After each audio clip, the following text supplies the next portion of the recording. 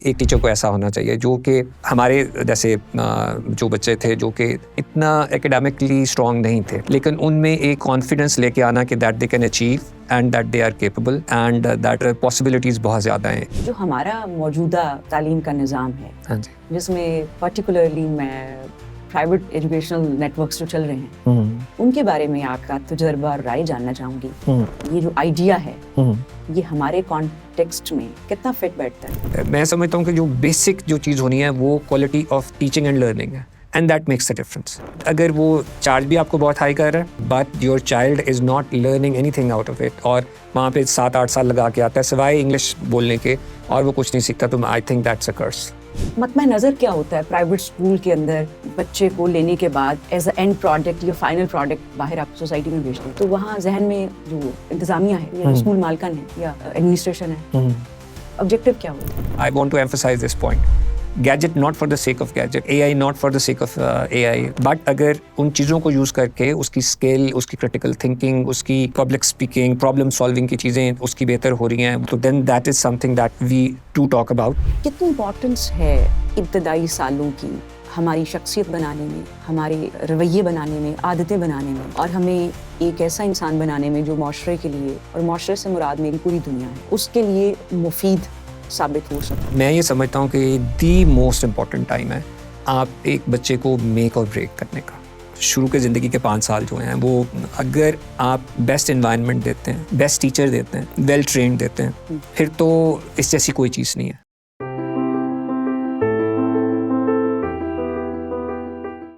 बिस्मिल्लाहिर्रहमानिर्रहीम। आलम बीबी फाउंडेशन के प्लेटफॉर्म से rethinking education in Pakistan series में आज हम एक ऐसे मेहमान के साथ गुफ्तगू करने जा रहे हैं जिनका ना सिर्फ तालीम से बहुत गहरा ताल्लुक़ है बल्कि तरबियत से शायद उससे ज़्यादा गहरा ताल्लुक़ है।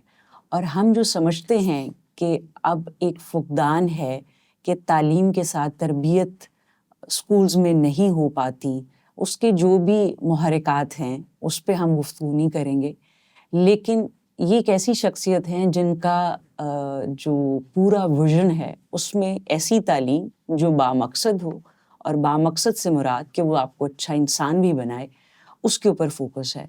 तो इसलिए मुझे लगता है ये बहुत दिलचस्प है कि आप एक ऐसे एजुकेशनिस्ट से बात करें जो तालीम को उसके मुकम्मल मानी में देखता हो। इनका नाम है सर इरशाद बरकत साहब। ये एक हमारे लीडिंग प्राइवेट स्कूल के हेड हैं और इनका मास्टर्स है एजुकेशनल टेक्नोलॉजी में टीसोल यूनिवर्सिटी ऑफ मैनचेस्टर से। मोर देन 2 डेकेड्स से ये इस तालीम के शोबे से वाबस्ता हैं, और इससे पहले भी हमारे यहाँ पे एक बहुत अच्छा प्राइवेट स्कूल है उसमें भी ये अपनी खदमात दे चुके हैं। इनकी एक ज़बरदस्त बात ये है कि इन्होंने जो आजकल हमारे यहाँ सबसे ज़्यादा प्रेवलेंट ट्रेंडी चीज़ है टेक्नोलॉजी, और हम समझ रहे हैं, देख रहे हैं कि स्मार्टफोन से और टेक्नोलॉजी की इतनी एडवांसमेंट से हर कोई उससे कनेक्ट हो गया है, चाहते या ना चाहते हुए। ये टेक्नोलॉजी को जिस वक्त सीखते थे उस वक्त अभी यहाँ पर इसका कोई ख़ास रुझान ही नहीं था। तो ये अपनी गुफ्तगू में बता रहे थे कि 100 रुपया ये पे करते थे 1 घंटे का इंटरनेट का, हमारे यहाँ पे ब्रिटिश काउंसिल में जाके सर्च करना, देखना कि कोई नई चीज़ आई है, उसको समझा जाए, उसके साथ तजर्बा किया जाए। तो जब हमारे मुआशरे में वो चीज़ आती तो ये पहले ही सीख चुके होते थे। तो ऐसे लर्नर क्या ज़बरदस्त होंगे जिनकी जुस्तजू और तजस्सुस उनको मुआशरे में आने से पहले ही चीज़ों के आप देखें कि वो सीख चुके होते हैं और उसको जितना एक्सप्लोर कर सकते हैं वो कर चुके होते हैं। सो अर्ली ईयर्स जो कि हमारा बहुत इम्पॉर्टेंट सब्जेक्ट रहा है इस पूरी सीरीज़ में, उसके ऊपर इनका कोई 7-8 साल का तजुर्बा है। और छोटे बच्चों के साथ तो आप एक दिन भी काम कर लें तो वो आपको बहुत कुछ सिखा देते हैं, लेकिन 7-8 साल गुजारने का मतलब है कि बहुत सारी चीज़ें इन्होंने उस डोमेन में भी एक्सप्लोर की होंगी। मैं चाहूँगी कि आज की हम गुफ्तगू का सिलसिला शुरू करें। सर, आपका बहुत शुक्रिया कि आपने हमें वक्त दिया इस पे बात करने के लिए, और welcome to the Alam Bibi foundation platform. Thank you very much, thank you. Sir ये बताइए कि आपका एजुकेशन में आना एक अपना डिसीजन था या हालात आपको इधर ले आए या किसी और की ख्वाहिश थी कि आप इस शोबे में जाएं? सवाल इसलिए ये पूछ रही हूँ क्योंकि आजकल हम देखते हैं कि बहुत सारे ना भी सही लेकिन अक्सर उस्ताद ऐसे हैं जो कहते हैं कि हम बनना तो कुछ और चाहते थे लेकिन बन हम टीचर गए। तो आपका इसमें सफ़र कैसे शुरू हुआ? पहले तो आपका बहुत शुक्रिया।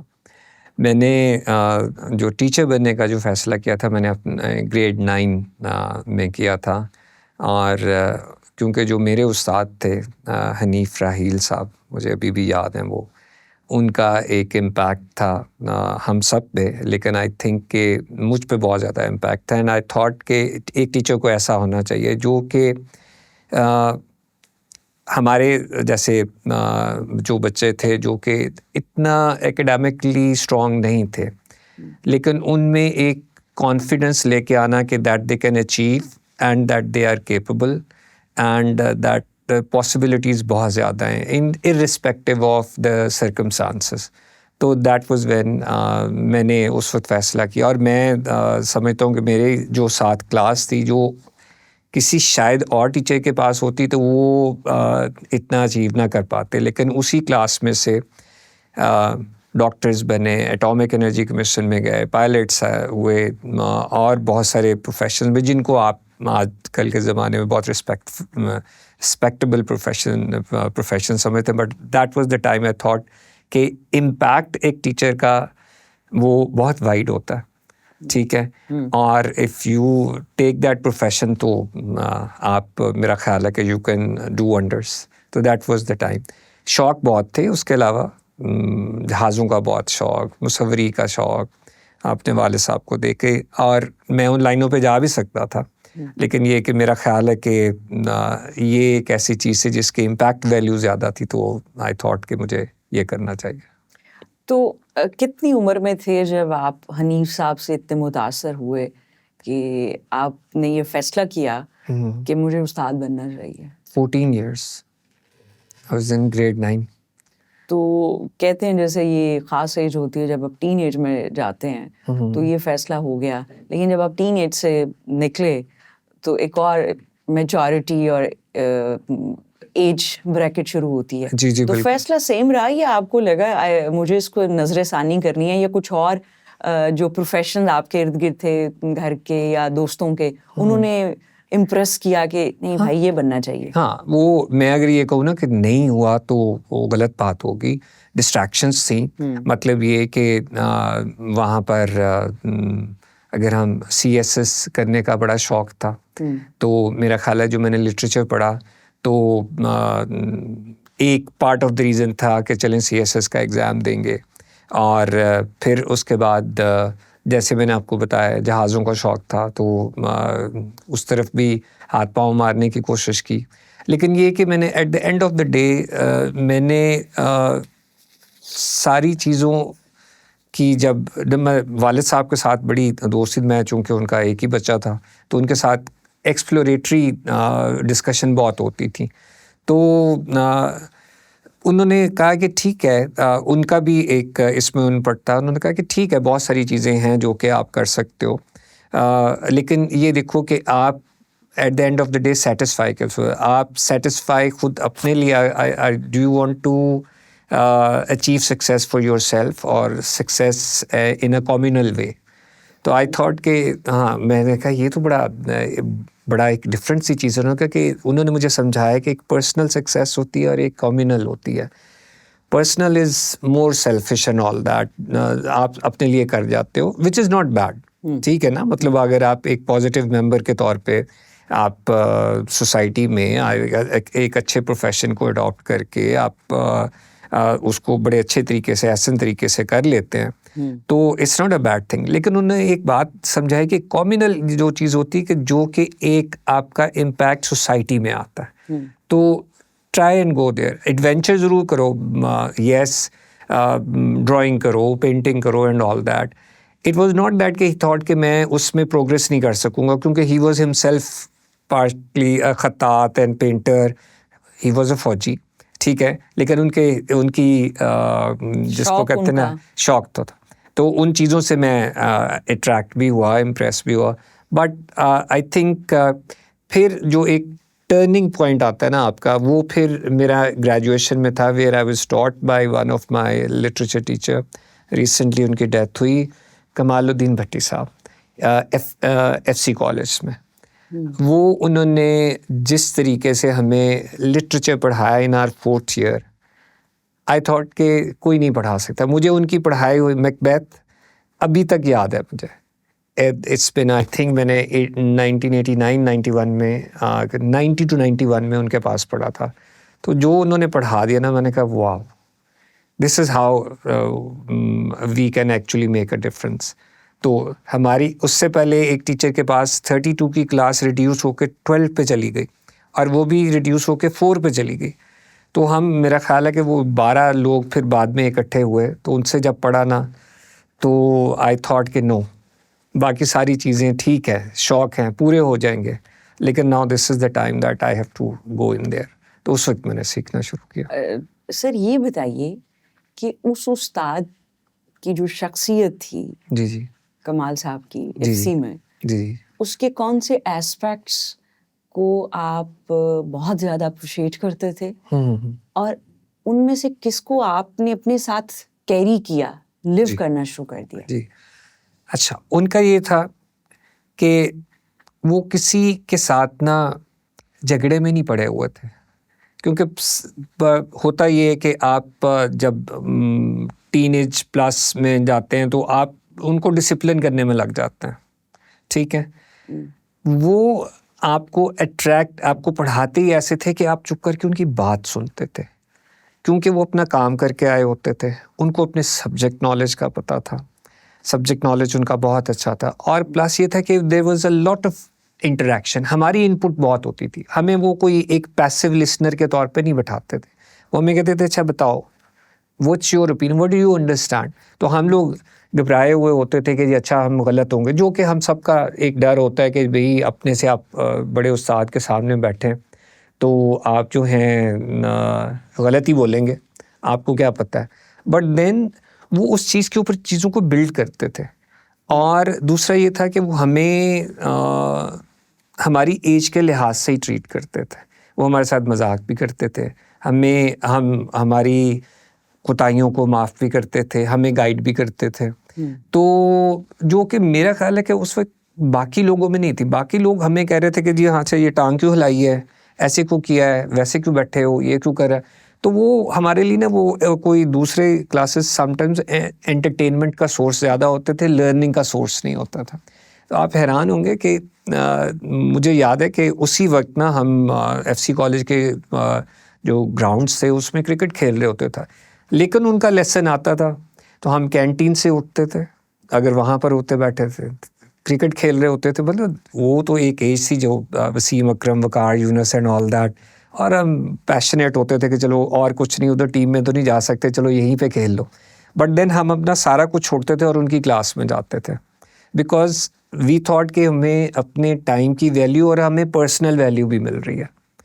तो मेरा ख्याल है that is what I have carried, कि आई थिंक कि लर्नर को उसकी एज के लिहाज से लेना चाहिए, उसकी पॉजिटिव्स और चैलेंजेस के लिहाज से। एक छोटा बच्चा है तो वो उसको अगर आप उसकी उम्र के लिहाज से लेंगे ना, तो आप उसको ज़्यादा एंजॉय करेंगे और आप उसको सिखा ज़्यादा सकेंगे, आप फ्रस्ट्रेट नहीं होंगे, ठीक है।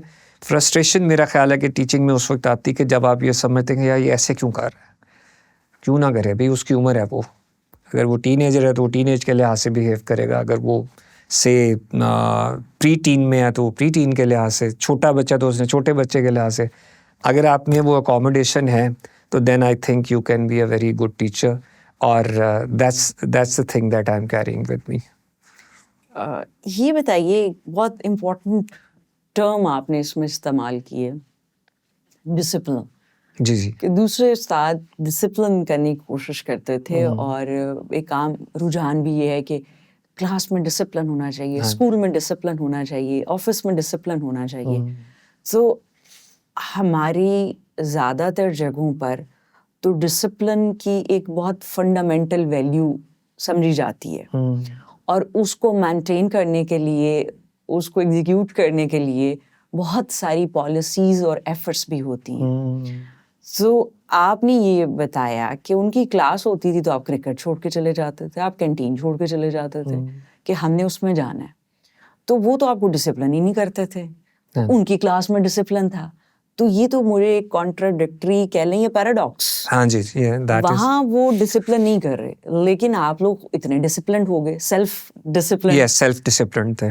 और यहाँ कोशिशें हो रही हैं, लेकिन फिर भी वो डिसिप्लिन का लेवल अचीव नहीं हो रहा, और जितना अचीव हो रहा है उसमें शायद कहीं लोगों की अपनी बहुत ज्यादा मंशा भी नहीं है, they are bound to follow that rule और जो पॉलिसीज है। तो ये क्या मामला है? अच्छा, मैं आपको बता, जो मेरी समझ है मैं आपको बता, आई थिंक अगर हम अप्रोच करते हैं ना किसी भी चीज़ को डिसिप्लिन लाने के लिए थ्रू कोअर्शन, ठीक है, तो वहाँ पर मेरा ख्याल है, मेरी समझ के मुताबिक इंसान में ये है कि अच्छा अगर आप मुझे कोर्स करेंगे तो ठीक है, मैं स्प्रिंग की तरह दब तो जाऊँगा, but then I will come back, ठीक है ना, मुझे जो ही मौका मिलेगा आई विल वायलेट इट, ठीक है।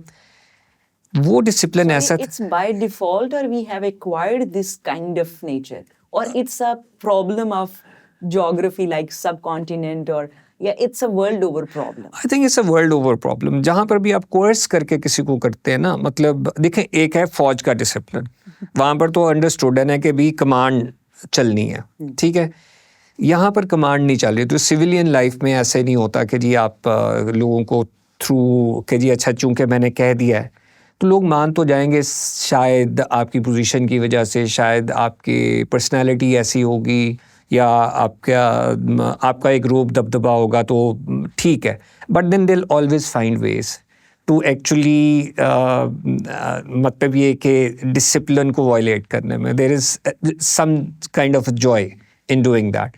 लेकिन मैंने ये देखा कि जहाँ पर डिसिप्लिन विदाउट कोएर्शन होता है ना, कि वहाँ पर एक तो होता है रोल मॉडल होता है, जो बंदा लीड कर रहा होता है ना, वो सबसे पहले उसको एग्जाम्पलीफाई कर रहा होता है, ठीक है। फॉर एग्जाम्पल अगर मैं कमाल साहब को लूँ, he was never late for his class, अपनी चीज़ें तैयार होती थी, कोई ऐसा नहीं, ही कुड नॉट सी, वो उनको while he was in college तो उनको ही गॉट अनवेल और उसकी वजह से उनकी आई साइट चली गई, तो लेकिन उसके बावजूद उनकी सारी चीज़ें आपको कहीं पे भी ऐसा नहीं लगता था कि that was something that was behind his back and all that, कि वो उनके बैक ऑफ द माइंड में है। What he was doing was कि वो he was always ready and he was interested in what he was teaching you, ठीक है ना। तो जब मेरा ख्याल है डिसिप्लिन वहाँ पर होते कि जिनको आप डिसिप्लिन करने की कोशिश कर रहे होते ना, वो अगर उसमें वैल्यू देखते हैं ना कि हाँ इसका मुझे फ़ायदा है, ठीक है, this is how it is transforming me, this is how it is helping me do my work well, this is how it is helping me be a better person, वहाँ पर आपको फोर्स चूज़ करने की ज़रूरत नहीं पड़ती। वहाँ पर वो वैल्यू या डिसिप्लिन की पॉलिसी एज ए वैल्यू आ जाती है, ठीक है। और जहाँ पर ये आता है कि यार इसका फ़ायदा क्या है, मतलब यू सी कि जी हाँ जी चूँकि मैंने कहा है, तो मेरा ख्याल है वहाँ पर लोग कहते हैं अच्छा ठीक है जी, फिर आपने कहा है तो फिर कर लेते हैं। मैं क्लासेस में भी ऐसे देखता हूँ जहाँ पे टीनेजर्स को मैं देखता हूँ कि वो टीचर्स जो कि बच्चों को इस तरीके से ट्रीट करते हैं कि अच्छा ठीक है, आपकी भी बात सुन ली, what is it that you are worried about, आपको क्या समझ नहीं आ रहा, हाउ कैन आई हेल्प, चलो कोई बात नहीं, अभी नहीं आ रहा, let's do it, let's find another way. तो वो ज़्यादा एक्सेस कर लेते हैं उन बच्चों को without disciplinary problems than the ones who are trying to discipline them in a way कि जी नहीं जी मेरी क्लास में ऐसा कह दिया गया, खामोशी इख्तियार होगी और सारा कुछ हो गया, ऑन टास्क बिहेवियर होगा। तो ऑन टास्क बिहेवियर नज़र तो आपको आ रहा होगा, सारे लोग कर रहे हैं काम, but then are they learning, जो कि मेन ऑब्जेक्टिव है। तो वो मेरा ख्याल है वो फिर नहीं हो रहा होता। सर अगर मैं रोल मॉडल बनना चाहूँ एज अ टीचर, तो और मेरे अंदर अभी वो चीज़ें नहीं हैं, तो what should be my road map to be a teacher? Not like Kamal साहब, वो तो कमाल नाम से नहीं किरदार में भी कमाल थे, लेकिन कोई आस-पास कोई उस तरह का कि मेरे जो तालिब इल्म है उनको पता हो क्लास है तो वो खुशी से भागते हुए आएँ। क्या करना चाहिए इसके लिए? देखिए, पहले तो हमें ये समझना चाहिए कि इट्स ऑलवेज़ अ जर्नी, हुँ, ठीक है? आप भी जिस लेवल पे पहुंचते हैं ना डिसिप्लिन के या स्किल लेवल पे, तो it is always through steps, तो हमें ये समझना, ठीक है? लेकिन साथ साथ हमें रिफ्लेक्ट भी करना। हुँ, हम अगर रिफ्लेक्ट करते जाएंगे ना तो पर्सनल रिफ्लेक्शन से हमें ये पता चलेगा कि अच्छा, what went well, what went wrong, did not go well, मैंने क्या करना है जिसकी वजह से मेरी जो पर्सनल डिसिप्लिन है या स्किल एज ए टीचर या मेरी कम्युनिकेशन विद द स्टूडेंट्स। देखें, अगर मैं क्लास में से आया हूँ तो मेरे बच्चों ने शोर मचाया हुआ था, बट देन उसके दो तरीके हैं। या तो मैं कह दूंगा ये क्लास ही बदतमीज़ है, या मैं ये देखूं कि मुझ में कौन सी स्किल लैक कर रही है। Is it my communication of expectation lack कर रही है? इज़ इट कि मैं खुद तैयार नहीं हूँ? क्या ये मेरी पर्सनैलिटी ऐसी है?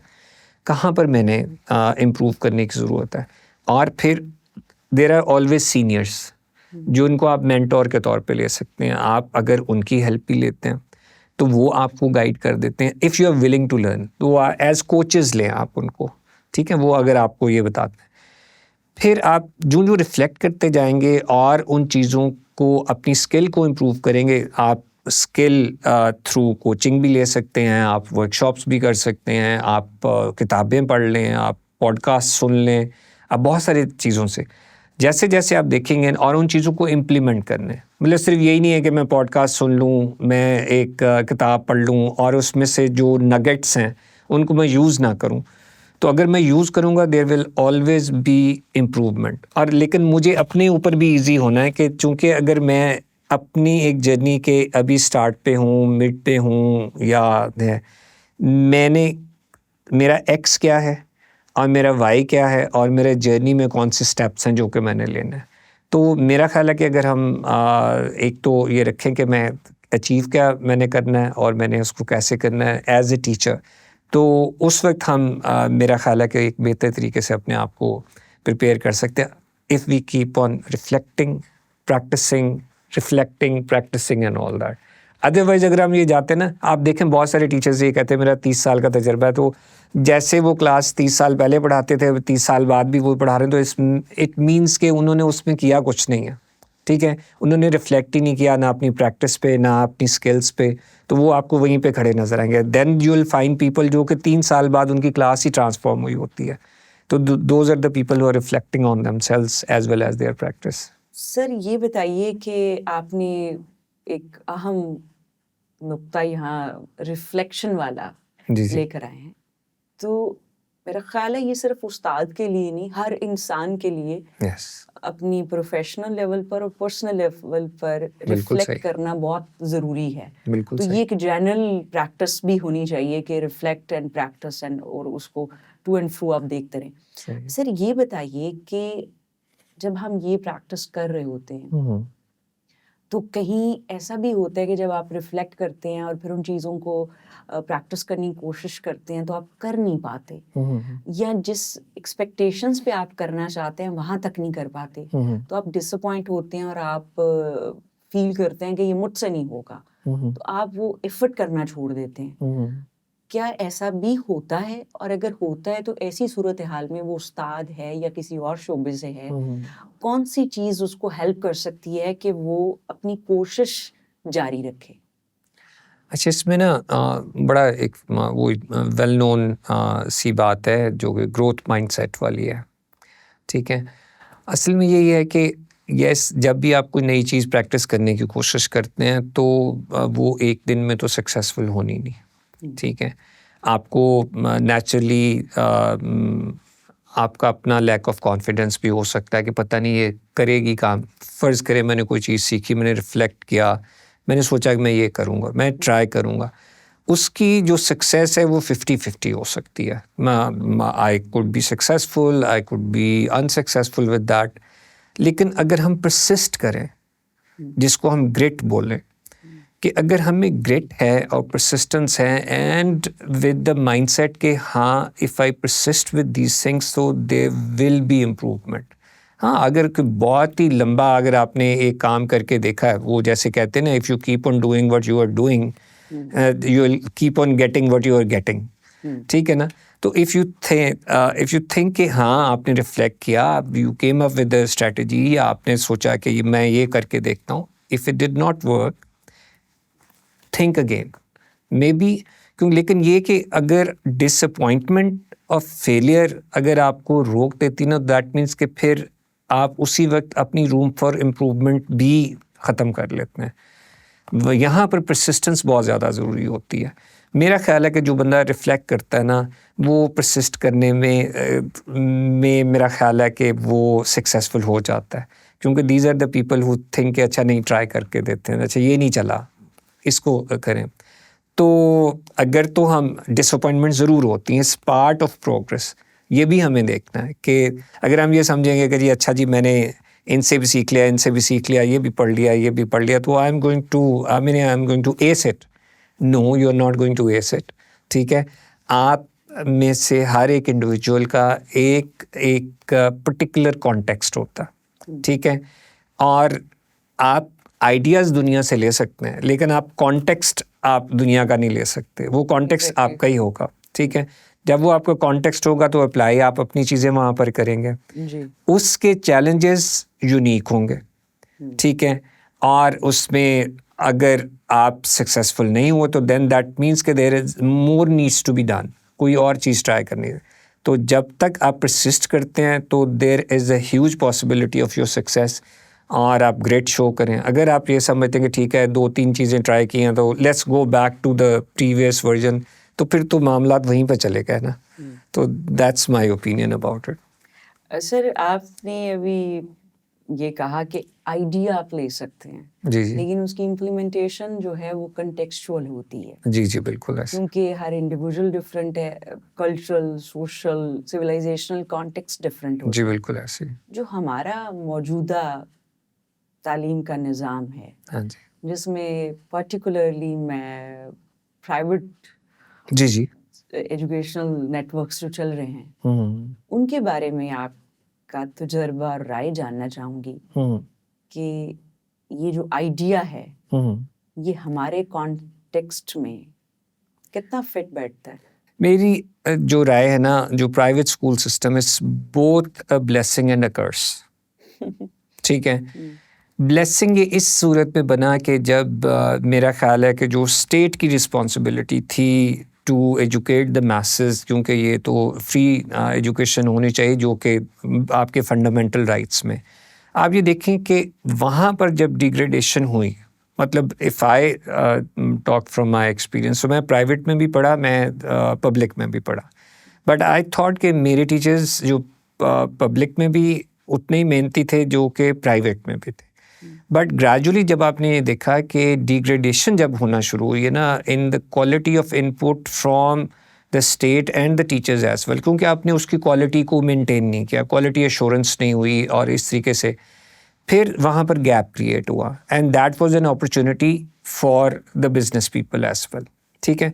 अब उसमें 2 तरीके के लोग आए जो मेरी समझ है उसमें। मैं समझता हूँ कुछ लोगों ने इसको एज ए मिशन भी लिया और कुछ लोगों ने इसको एज ए बिजनेस भी लिया। ठीक है? अब मिशन, अब प्रॉब्लम ये हुई कि हर एक ने इसको अपने अपने अंडरस्टैंडिंग से और अपने अपने थ्योरी के मुताबिक चलाया। ठीक है?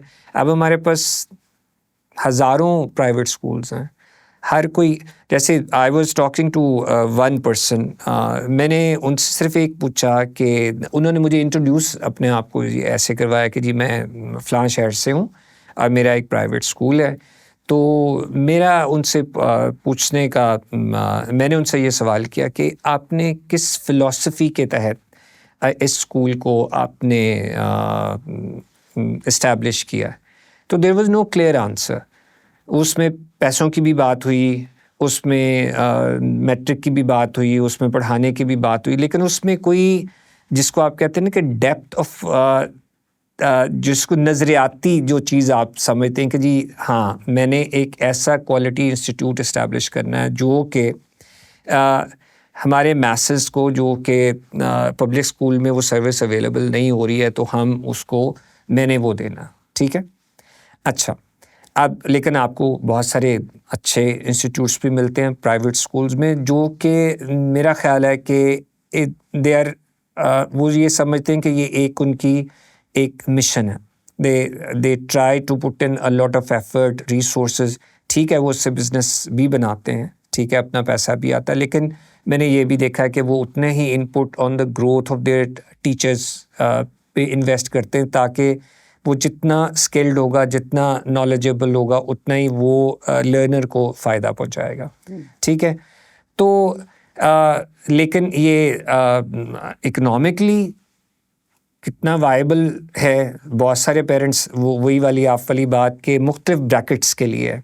देयर आर पीपल जो कि 500 रुपये दे सकेंगे, लेकिन उनको कैसी सर्विस मिलेगी, उसकी क्वालिटी को कौन देखेगा, वो एक क्वेश्चनेबल चीज़ हो जाती है। फिर एट द सेम टाइम आपको 1500 वाला या 5000 वाला या 30,000 वाला या मे बी 1 लाख रुपए वाला भी आपको मिलता है। तो वो आपको मे बी बिल्डिंग बहुत अच्छी मिल जाए, उसकी फैसिलिटीज़ बहुत अच्छी मिल जाए, ये सारी चीज़ें मेरी नज़र में ना इररेलेवेंट है। मैं समझता हूँ कि जो बेसिक जो चीज़ होनी है वो quality of teaching and learning है, and that makes the difference, ठीक है। अगर ये प्राइवेट स्कूल एक चीज़ अचीव कर रहा है कि वो क्वालिटी ऑफ सर्विस अच्छी दे रहा है, तो that is a blessing for me, ठीक है। बट अगर वो चार्ज भी आपको बहुत हाई कर रहा है, और ठीक है, आपको एक फैशनेबल बिल्डिंग दे दी और उसमें state of the art facilities हैं, but your child is not learning anything out of it, और वहाँ पे 7-8 साल लगा के आता है सिवाय इंग्लिश बोलने के, और वो कुछ नहीं सीखता, तो आई थिंक दैट्स अ कर्स। मतमा नज़र क्या होता है प्राइवेट स्कूल के अंदर बच्चे को लेने के बाद एज अ एंड प्रोडक्ट या फाइनल प्रोडक्ट बाहर आप सोसाइटी में भेजते हैं, तो वहाँ जहन में जो इंतज़ामिया है या जो स्कूल मालकान है या एडमिनिस्ट्रेशन है, ऑब्जेक्टिव क्या होता है? अच्छा, ऑब्जेक्टिव देखें, जब भी डिस्कशन हो रही होती है इन चीज़ों पे, इट्स कि हमने एक for example in my context अगर मैं ये कहूँ कि हमारे पास एक लर्नर प्रोफाइल है, हमने अपने बच्चे को ये एक्सपीरियंसेस प्रोवाइड करने हैं जिससे एक बच्चा इस किस्म की कैरेक्टर ट्रेट्स के साथ डेवलप होके हमारे यहाँ से वो निकले। अगर वो 12-13 साल हमारे पास पढ़ता है या 14 साल पढ़ता है, तो वो किस किस्म के स्किल सेट के साथ आएगा। जैसे अगर हम ये कहें कि वो फ्यूचर रेडी है, जो भी डेवलपमेंट्स हो रही हैं in the field of education, या जैसे AI अब आ गया, उससे पहले इंटरनेट था, उससे पहले गैजेट्स वगैरह एंड ऑल दैट, तो क्या बच्चा उन सारी चीज़ों के साथ फेमिलियर है, उसका यूज़ फॉर लर्निंग अच्छा कर रहा है कि नहीं करना। I want to emphasise this point, gadget not for the sake of gadget, AI not for the sake of AI, और इंटरनेट not for the, या computer not for the sake of computer, but अगर उन चीज़ों को use करके उसकी skill, उसकी critical thinking, उसकी पब्लिक स्पीकिंग, प्रॉब्लम सॉल्विंग की चीज़ें उसकी बेहतर हो रही हैं, वो अपने जो वर्ल्ड में चीज़ें हो रही हैं उनसे वो अवेयर है, और उनके उन चेंजेस की वजह से चैलेंजेस क्या आ रहे हैं और उसके possible solutions at their level, ठीक है, वो अगर उसके बारे में है, तो then that is something that we do talk about, and हम उसकी कोशिश करते हैं कि जी हम उस चीज़ों में वो स्किल सेट्स जो हैं बच्चों को वो एक्सपीरियंसेस के थ्रू दें, या उस एजुकेशन के थ्रू दें कि वो एक फ्यूचर रेडी हो। But then you can like at the same time you can never be future ready. आपको नहीं पता कि आपने अगर 10 साल का प्लान बनाया है कि अच्छा ये स्किल सेट्स हैं, तो बाय दैट एंड AI आ गई, तो आपने ये देखा कि जो स्किल्स आपने सीखी हुई तो वो तो रिडंडेंट हो गई हैं, ठीक है। तो it's a very challenging thing, लेकिन अच्छे स्कूल जो हैं वो इन चीज़ों को ज़हन में रखते हैं कि हमारी एंड प्रोडक्ट क्या होगी, हम फॉर एग्ज़ाम्पल जिस स्कूल की हम बात पहले कर रहे थे, जिनके प्रिंसिपल से आप भी मिली, तो they had this good Pakistani, good Muslim, ठीक है, अ पॉजिटिव सिटीज़न, ठीक है। इसी तरीके से एक बच्चा हमारे स्कूल के कॉन्टेक्स्ट में अगर आप अभी देख लें तो वो इट्स अबाउट के उनकी अपस्किलिंग करें, इस तरीके से करें कि that they are able to work in not only at the national level but also at the global level, ठीक है। They are not only citizens of Pakistan but of the world as well. तो will they be, if they move from this country to another country, will they be able to actually adjust there or assimilate कर सकेंगे दूसरी society में कि नहीं? तो yes, there are people, but then there are at the same time people who think कि जी मैंने matric करवाना है. आप उनसे पूछें कि जी आपका स्कूल क्या है, आपकी विजन क्या है? जी हम बहुत अच्छा मैट्रिक करवाते हैं, ठीक है. तो that's where the vision is missing. जो एंड प्रोडक्ट की जो आपकी अंडरस्टैंडिंग ही मिसिंग है, ठीक है. तो वो मैं कर्स की कैटेगरी में डालता हूँ, ठीक है. वो आप कहते हैं कि जी ठीक है जी, फीस लो, पढ़ाओ एंड बात ख़त्म, ठीक है ना. जी बिल्कुल ठीक. सर अभी जैसे आपने डिटेल्स बताई कि अच्छा स्कूल के अंदर ये होता है कि आपका बच्चा जो है वो सिर्फ एकेडमिकली नहीं उसकी क्वालिटी ऑफ लर्निंग हो, जी जी बिल्कुल. जितनी एडवांसमेंट्स हो रही हैं उनसे वो अपडेट हो और वो वर्ल्डली लेवल पर जाके एक डिस्टिंग्विश ह्यूमन बीइंग हो, जिससे कि हमारा एक इमेज भी बेहतर हो. जी जी. सर इस सारे प्रोसेस में क्या स्कूल की कोई विजन है या होती है या कोई ऑब्जेक्टिव होता है कि इसकी जो मॉरल बीइंग है जी जी जी. उसकी नर्चरिंग, उसकी ग्रोथ, उसको फ्लोरिश करना भी स्कूल की, उस्ताद की एक हद तक जिम्मेदारी है. इसलिए कि पहली जिम्मेदारी तो आपके घर की है, लेकिन उसके बाद जो आप सबसे ज़्यादा वक्त गुजारते हैं वो आपका स्कूल होता है. हाँ जी बिल्कुल, बिल्कुल. और आपने जैसे बताया कि अगर उस्ताद आपका रोल मॉडल हो तो वो उसका असर कितना होता है. बिल्कुल. सम टाइम कोई बच्चा घर जाके बताता है कोई चीज़ और उसको बताया जाता है कि ये ऐसे नहीं ऐसे है, हाँ जी तो ऐसे. वो कहते हैं नहीं ये ऐसे नहीं, ये ऐसे क्योंकि मेरी मिस ने मुझे मिस कहा ने था ऐसे ऐसे. किया, तो बिल्कुल. वो इतना इन्फ्लुएंस भी हो जाता है कि when you start believing that wrong thing जी जी बिल्कुल. Is the right thing. जी जी बिल्कुल. सो अब ये स्कूल के अंदर इसकी कितनी स्कूल जिम्मेदारी लेता है या कितना अपने विजन में रखता है, और क्या ये सोली फिर स्कूल हेड पे डिपेंड कर रहा होता है कि वो यहाँ आने वाले बच्चों के मॉरल बीइंग को कैसे नर्चर करेगा, इसलिए कि हम तालीम और तरबियत से ही वाकिफ हैं. यस. एजुकेशनल इंस्टीट्यूट बहुत सारे लोगों के लिए एक अजनबी सा लफ्ज़ बन जाता है जब उसके साथ तरबियत नहीं होता. बिल्कुल तो सही अगर आप बात. पीछे जाएं तो पहले तो तालीम और तरबियत ही होता था, बच्चों का रिसाला आता तो वो भी तालीम और तरबियत तालीम है. और तरबियत है. तो अब ये जो स्कूल के मालिकान हैं या जो भी एडमिनिस्ट्रेशंस हैं उनका विजन है, उनकी ऑब्जेक्टिव में है शामिल या नहीं है, और ये प्योरली एक हेड जो है वही कर रहा होता है. नहीं देखें, जो आप उस मोरालिटी ऑफ के एस्पेक्ट को तो आप सेपरेट नहीं कर सकते, ठीक है ना. तो बेसिकली जब आप कैरेक्टर बिल्डिंग की बात करते हो तो morals are huge part of it, ठीक है ना. ठीक है आप में ग्रेट है बट मॉरली आप सही नहीं है. आप झूठ को बुरा नहीं समझते, आप चीटिंग को बुरा नहीं समझते एंड ऑल दैट. तो ये सिर्फ हेड पे डिपेंडेंट नहीं होता, आपकी पूरी टीम होती है all the way to teachers. जैसे मैंने जो पहले बात की कि जो मॉडलिंग क्या हो रही है, ठीक है ना. If I want people to be respectful, am I respectful towards them, ठीक है. If I want them to be friendly, am I friendly towards them. क्या मैं रोल मॉडल कर रहा हूँ. हेड की पोजीशन पे उस मोरालिटी को भी मॉडल करना आता है. फिर वो टीचर से आपकी एक्सपेक्टेशन भी होती है, लेकिन आपके साथ साथ आपने ख़ुद भी उनके साथ उस तरीके से इंटरेक्ट करना होता है कि आपके कहे में और किए में तज़ाद ना आए, ठीक है. फिर जब वो तज़ाद नहीं होता तो फिर वो चीज़ ट्रांसलेट होती है, ठीक है.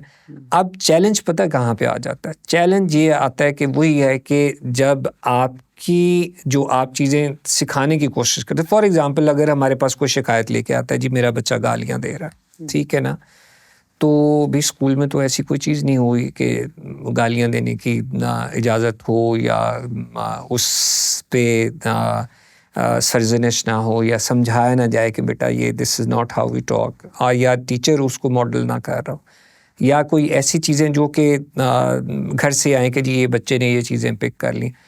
लेकिन जैसे स्कूल एक माइक्रोकॉस्म होता है, ठीक है, अगर 1400-1500 बच्चों का या 500 बच्चों का भी स्कूल है तो उसमें हर एक फैमिली के लोग आते हैं, वो हर एक वैल्यू को एक्सपोज्ड लोग आते हैं, तो वो वैल्यूज़ फिर इन्फ्यूजन होती है वहाँ पर, ठीक है, तो वो पिक भी होती हैं। But at the same time challenge उस वक्त आ जाता है कि जब पहले ये होता था कि घर और स्कूल की वैल्यूज़ सेम होती थी।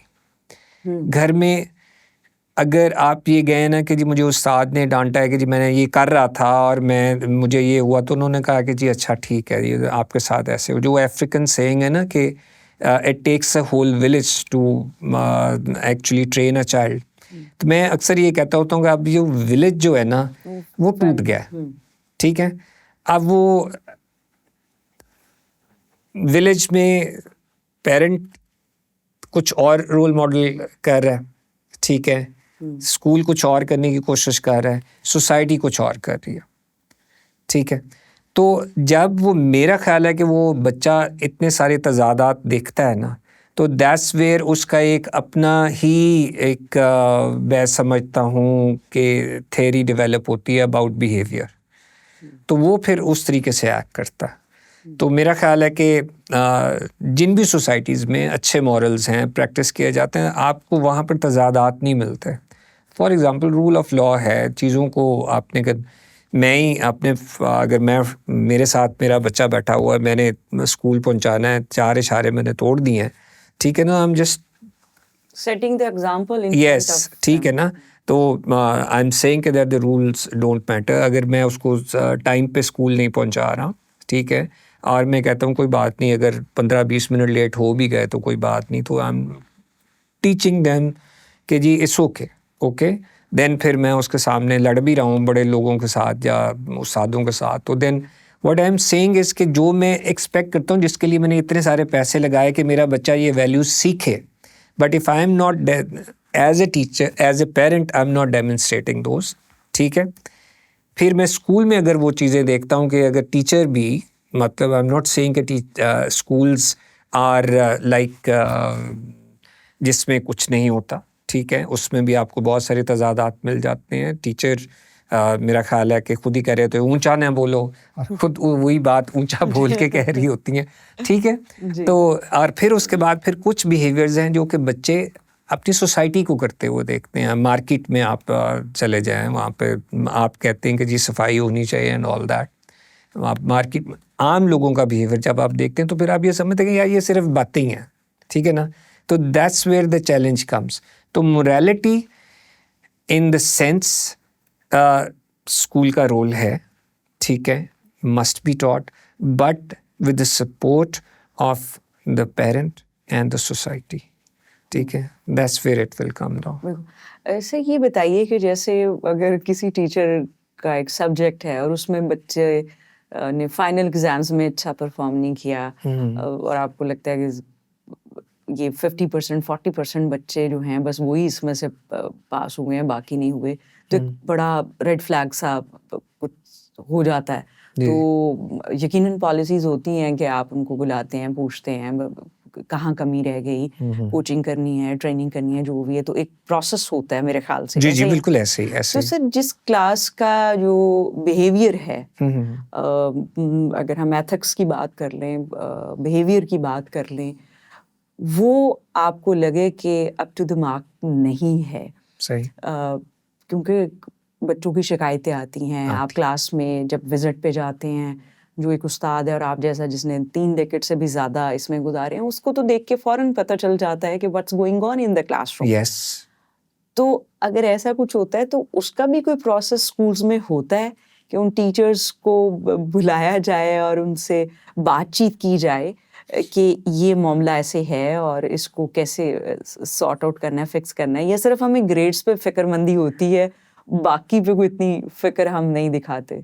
ये ज़्यादती होगी अगर हम ये कहें कि हमें फोकस करना चाहिए ग्रेड्स पे। I think like we discussed earlier कि बच्चे की तरबियत, ठीक है ना, अगर आप बच्चे पर नज़र नहीं रख रहे, ठीक है, आप उस्ताद हैं या आप स्कूल हेड हैं, आपको आपकी इतनी स्किल डेवलप हो जाती है कि आपको बच्चों की बातों से अंदाज़ा हो जाता है, आपको उनके चलने के से, मतलब मैं अपनी बात करूँ, मैं स्कूल में अपनी टीम के साथ हम सुबह के वक्त खड़े होते हैं अपने कोर्ट यार्ड में, बच्चे एक गेट से आ रहे होते हैं, we shake hands with them, say hello to them and all that. मैं अपनी टीम को भी कॉलीग्स को भी कहता हूँ कि मैंने कहा आपको लोगों को चलने के अंदाज से पता चल जाएगा कि हाउ दे आर फीलिंग, ठीक है, एंड व्हाट्स गोइंग ऑन। और अगर आप ये क्लास में भी ये देखते हैं कि अगर एक बिहेवियर रिपीट हो रहा है तो that is a manifestation of something that is disturbing the child, या the child is getting expose to something. और कौन सी चीज़ है जो कि उसको पढ़ने नहीं दे रही। हम इस चीज़ को देखते हैं कि बच्चों के साथ सर्वे करते हैं हम इस चीज़ का कि क्लासरूम एनवायरनमेंट आपका कैसा है, tell us whether how the teacher is treating you, ठीक है, how your class fellows are, how safe do you feel, ठीक है, कौन सा सब्जेक्ट आपको नहीं आ रहा, is it because that you are not making the effort, और is it because the teacher की आपको बात नहीं समझ आ रही, ठीक है, ओवरऑल कौन से सब्जेक्ट्स आपको नहीं आते, से हम आपको 7 सब्जेक्ट्स पढ़ा रहे हैं तो उसमें से कौन सा चैलेंजिंग है, तो एक हमारे पास ना पूरा डेटा आ जाता है।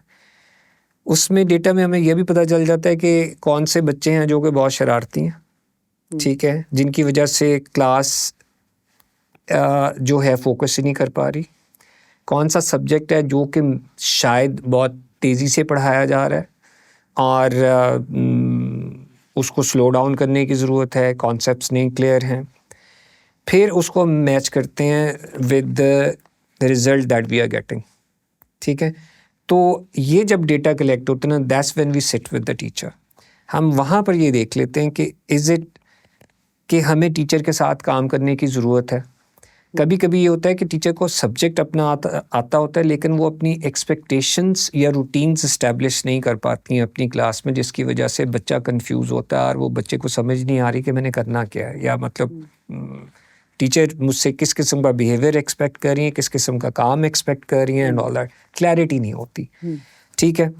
कभी ये भी होता है कि क्लास के अंदर ही कुछ बच्चे हैं जो कि घर से डिस्टर्ब्ड आ रहे हैं, कुछ के सेहत के इश्यूज भी हो सकते हैं। तो अगर आप इसमें kind of, I would use the word surgical, अगर आप सर्जिकल नहीं है ना इन आइडेंटिफाइंग कि वेयर द चैलेंज इज़, तो आप उसको करेक्ट नहीं कर सकते।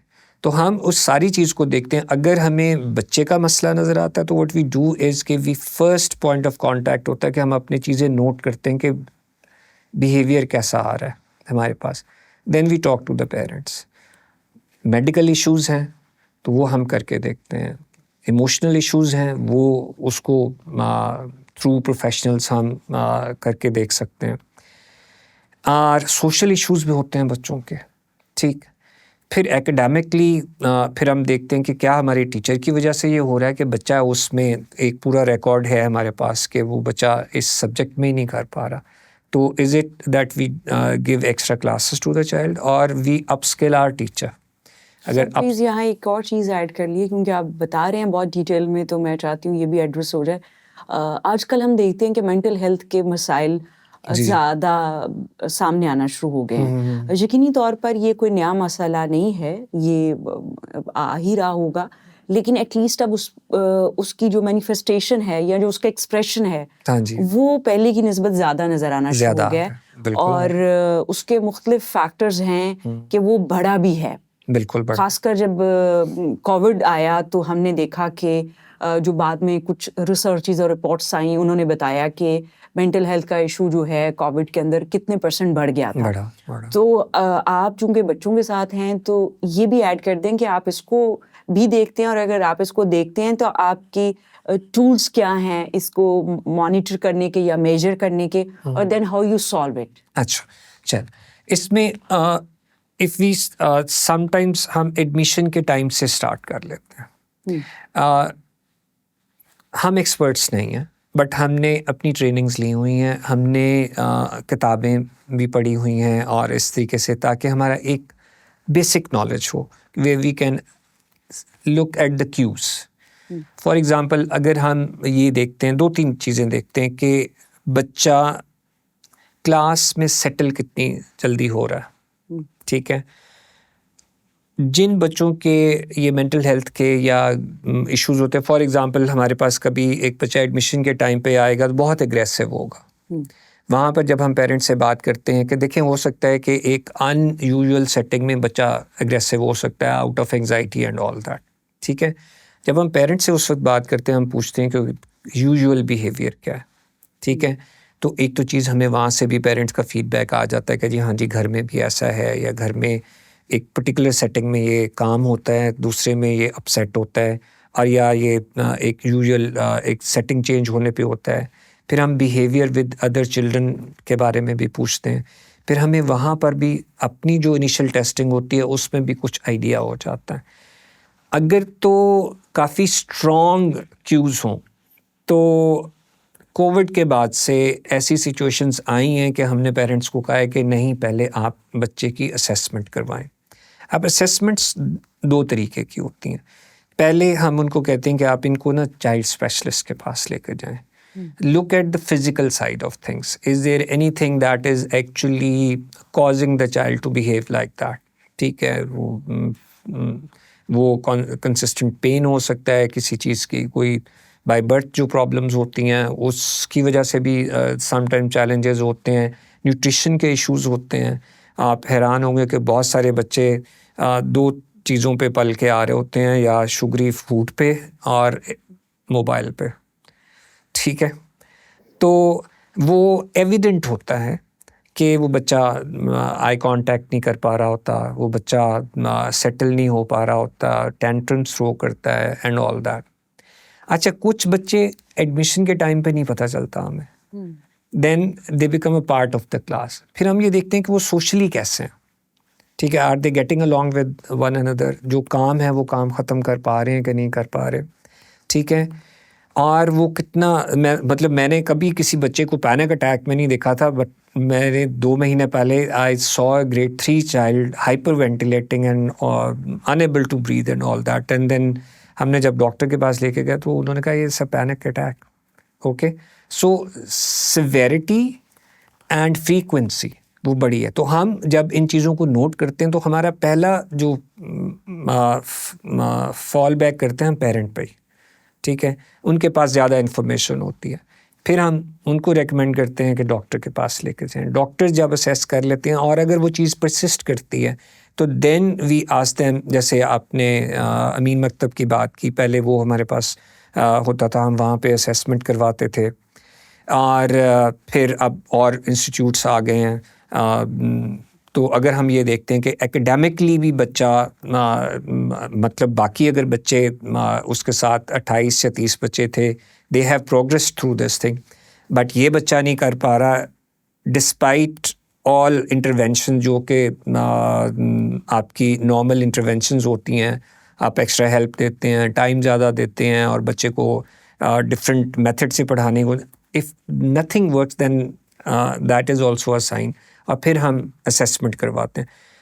असेसमेंट में ऑब्वियसली जो प्रोफेशनल्स हैं दे रन वेरियस टेस्ट, और फिर वो आपको बताते हैं कि there is and around 90% of the cases में ऐसा होता है कि बच्चों को हेल्प दिलवाने की हमें ज़रूरत पड़ती है, स्पेशलाइज्ड हेल्प की। पहले शैडो टीचर का कॉन्सेप्ट इतना रेगुलर स्कूल में नहीं होता था। अब देयर आर ओकेजन्स कि हमें शैडो टीचर रिक्वेस्ट करना पड़ता है। देन कुछ स्कूल्स में अब हमें ये भी करना पड़ा है कि SEN स्पेशल एजुकेशनल नीड्स के कोऑर्डिनेटर्स रखने पड़े सो दैट इनको पढ़ाया जा सके। सर ये बताइए कि आपका चूँकि काफ़ी वसी ताल्लुक़ और तजुर्बा रहा है अर्ली ईयर से, जी। कितनी इम्पोर्टेंस है इब्तदाई सालों की हमारी शख्सियत बनाने में, हमारे रवैये बनाने में, आदतें बनाने में, और हमें एक ऐसा इंसान बनाने में जो माशरे के लिए, और माशरे से मुराद मेरी पूरी दुनिया है, सही। उसके लिए मुफीद साबित हो सके। और अगर जैसे मेरे उस्ताद कहते हैं कि आप मुफीद साबित नहीं हो सकते तो एटलीस्ट बेज़रर तो हो जाएं, बिल्कुल बिल्कुल। तो वैसे इंसान बना सकें। तो इन इब्तदाई सालों को हमने देखा कि दुनिया के जो कुछ अच्छे तालीमी निज़ाम वाले ममालिक हैं उसमें बहुत अहमियत दी जाती है। मुझे ज़ाती तौर पर उन सालों से बच्चों के बहुत दिलचस्पी है और बहुत मेरी एक अंदर ख्वाहिश होती है कि जो बेस्ट टीचर्स हैं, जो बेस्ट फैसिलिटीज़ हैं, जो बेस्ट एनवायरनमेंट है, वो इन बच्चों को मिले। एब्सोल्युटली। और अगर इनकी फाउंडेशन अच्छी बन गई और आगे जाके कहीं कोई कमी बेशी भी हो गई तो कोई मसला नहीं है, हाँ, रिकवर हो जाती। अब ये मेरी काम इल्मी है या जो भी आप इसे कहें, मैंने जितना सा देखा यहाँ पे जो बेस्ट टीचर्स होते हैं वो यूनिवर्सिटी में लगाए जाते हैं या सीनियर क्लासेस को दिए जाते हैं ऐसे इंस्टीट्यूट की तरफ से भी, और उन लोगों की अपनी भी होती है कि मैं इस लेवल पर हूँ तो मुझे फिर यूनिवर्सिटी में प्रोफेसर होना चाहिए। हाँ जी बिल्कुल। मुझे सीनियर स्टूडेंट्स को पढ़ाना चाहिए। तो वो टर्म नहीं सिर्फ चेंज होती जब वो कहते हैं कि मैं प्रोफेसर हूँ, और जो स्कूल में पढ़ा रहा है वो खुद को टीचर कहता है। तो वो काइंड ऑफ एक आप इसको साइकोलॉजिकली कह सकते हैं, स्टिग्मेटाइज इन अ वे आप बड़ा अपलिफ्ट फील करते हैं कि I am a professor, I am not a teacher. So आप इसको कैसे देखते हैं इब्तदाई सालों को, और जो हमारे यहाँ हम इब्तदाई सालों को पूरा स्ट्रक्चर देते हैं फ्रॉम टीचर टू एनवायरनमेंट, और जो बड़े बच्चों को देते हैं, और कहाँ चेंज लाया जा सकता है जो कि हम चेंज ऑब्जर्व भी कर सकें, वो प्लीज़ बताइए। अच्छा, पहली बात तो ये कि मेरी ओपिनियन, जब मैं इस जो करंट स्कूल से पहले मेरा ज़्यादातर काम टीनेजर्स के साथ था, तो मैं फ्रैंकली चूँकि एक्सपोजर नहीं था मेरा छोटे बच्चों के साथ काम करने का, तो मुझे उसकी अहमियत का भी अंदाज़ा नहीं पता था। इस स्कूल में मुझे अर्ली ईयर्स के साथ काम करने का मौका मिला, एटलीस्ट 7 years हो गए हैं, और मैं ये समझता हूँ कि दी मोस्ट इम्पॉर्टेंट टाइम है आप एक बच्चे को मेक और ब्रेक करने का, ठीक है ना। पर्सनैलिटी फॉर्मेशन हो गई, आप जिसको मोरालिटी की भी बात कर रही थी तो वो हो गई। तो अगर वो ये जो 3 साल हैं, जो बल्कि शुरू के ज़िंदगी के 5 साल जो हैं, वो अगर आप एक बेस्ट एनवायरनमेंट देते हैं, बेस्ट टीचर देते हैं, वेल ट्रेंड देते हैं, तो फिर तो इस जैसी कोई चीज़ नहीं है। लेकिन चैलेंज आ जाता है इन आर कॉन्टेक्स्ट कि हमारे पास अर्ली ईयर्स की दो चीज़ें जो भी आपने बात, एक तो अर्ली ईयर्स की ट्रेनिंग के इंस्टीट्यूट्स नहीं हैं उतने जो कि ऐसा टीचर तैयार करते जो कि एक्चुअली उस सारी चीज़ों को समझता हो कि बच्चे को मैंने ट्रीट ही कैसे करना है, ठीक है, और उसको पढ़ाना कैसे, उसके साथ मैंने बात कैसे करनी है, उसके साथ वो एक परवरिश का ही पार्टनर है माँ बाप के साथ उस वक्त पे। तो अगर वो रियलाइजेशन आ जाती है ना, तो फिर देन आई थिंक उससे बेहतर कोई चीज़ नहीं है। लेकिन प्रॉब्लम ये हो जाती है कि आप प्राइवेट हैं या पब्लिक स्कूल हैं, आपको मार्केट से अनट्रेन टीचर ही मिलता है, ठीक है। तो फ्रेश ग्रेजुएट हो सकता है, वो हो सकता है 7-8 साल का भी तजर्बे वाला भी हो, 10 साल वाला भी हो, बट एज़ लॉन्ग एज़ उनको अर्ली ईयर्स एजुकेशन का अगर नहीं पता है तो that is the biggest risk that we are taking. And हमारे कॉन्टेक्स्ट में पाकिस्तान में चाहे कोई भी मतलब बहुत बड़े भी स्कूल होंगे, वो हमें नहीं मिलता। तो I agree with you on this point कि जो चीज़ आप यहाँ पर ठीक कर सकते हैं, या जिस किस्म की मोटिवेशन या जिस किस्म का कैरेक्टर आप डेवलप कर सकते हैं अर्ली ईयर्स में, वो आपको ऊपर बहुत स्ट्रगल करने की ज़रूरत नहीं पड़ेगी। लेकिन अब यहाँ पर जब हम चीज़ें ख़राब करते हैं ना अर्ली ईयर्स में, because of lack of our knowledge and understanding of the importance of this age bracket, ठीक है ना, तो हम उन चीज़ों को जब उस तरीके से एग्जीक्यूट नहीं कर पाते, उस एजुकेशन को या उस जो भी ट्रेनिंग अवेलेबल है, जो भी मटेरियल या लर्निंग अवेलेबल है, और जैसे आपने रेफरेंस किए कि जो डेवलप्ड वर्ल्ड है जहाँ पे इसकी ज़्यादा इम्पोर्टेंस है कि सबसे बेहतरीन टीचर अर्ली ईयर्स में जाएगा, ठीक है, यूनिवर्सिटी में भी जाएगा, लेकिन बेहतरीन टीचर आपके यहाँ पर भी हो, उसकी इम्पोर्टेंस भी हो। लेकिन हमारा मकसद, हमारा चैलेंज ये हो जाता है कि वो सबसे कम तालीम याफ्ता, ठीक है, और सबसे कम अनट्रेंड, जिसके एज ए स्कूल हेड मैं समझता हूँ मेरा चैलेंज ये होता है कि मैं जिस वजह से ज़्यादा होता हूँ कि जी जाके बार बार देखें कि how the children are being treated, how they are being taught, teacher का इंटरेक्शन उनके साथ क्या है, क्योंकि बच्चा एडल्ट के साथ इंटरेक्शन से वो सीख रहा होता है। एक जो चीज़ है घर का माहौल जो भी हो, लेकिन मैंने ये देखा है कि अगर स्कूल का माहौल बेहतर है और उनको जो एक लविंग एडल्ट पढ़ा रहा होता है ना, तो that can make a difference, ठीक है। तो मेरे नज़दीक अगर आप ये कहें ना, तो आपकी एजुकेशन का जो बेस्ट टाइम है या मोस्ट इम्पॉर्टेंट टाइम है वो अर्ली ईयर्स ही है। जी सर, ऑन लाइटर नोट जी जी, थोड़ी सी रोशनी डालिएगा, ये टीचर और प्रोफेसर में क्या फ़र्क होता है? क्या प्रोफेसर टीचर नहीं होता, या कुछ और है इसके अंदर? वो ज़रा अगर आप अनवेल कर सकें तो आसानी होगी। मेरा ख्याल है कि it's feeling of importance that people get out of it, ठीक है ना, वो is something that they can project.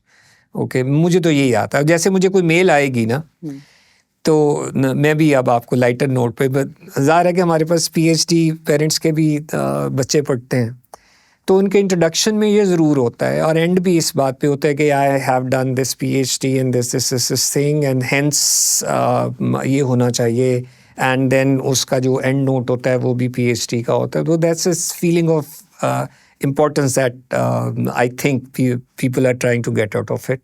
और मुझे तो मेरा ख्याल है कि आपका जॉब वही है कि टीचिंग एंड लर्निंग, आपका मकसद ये है कि आपके पास आपका एक, चाहे एक एडल्ट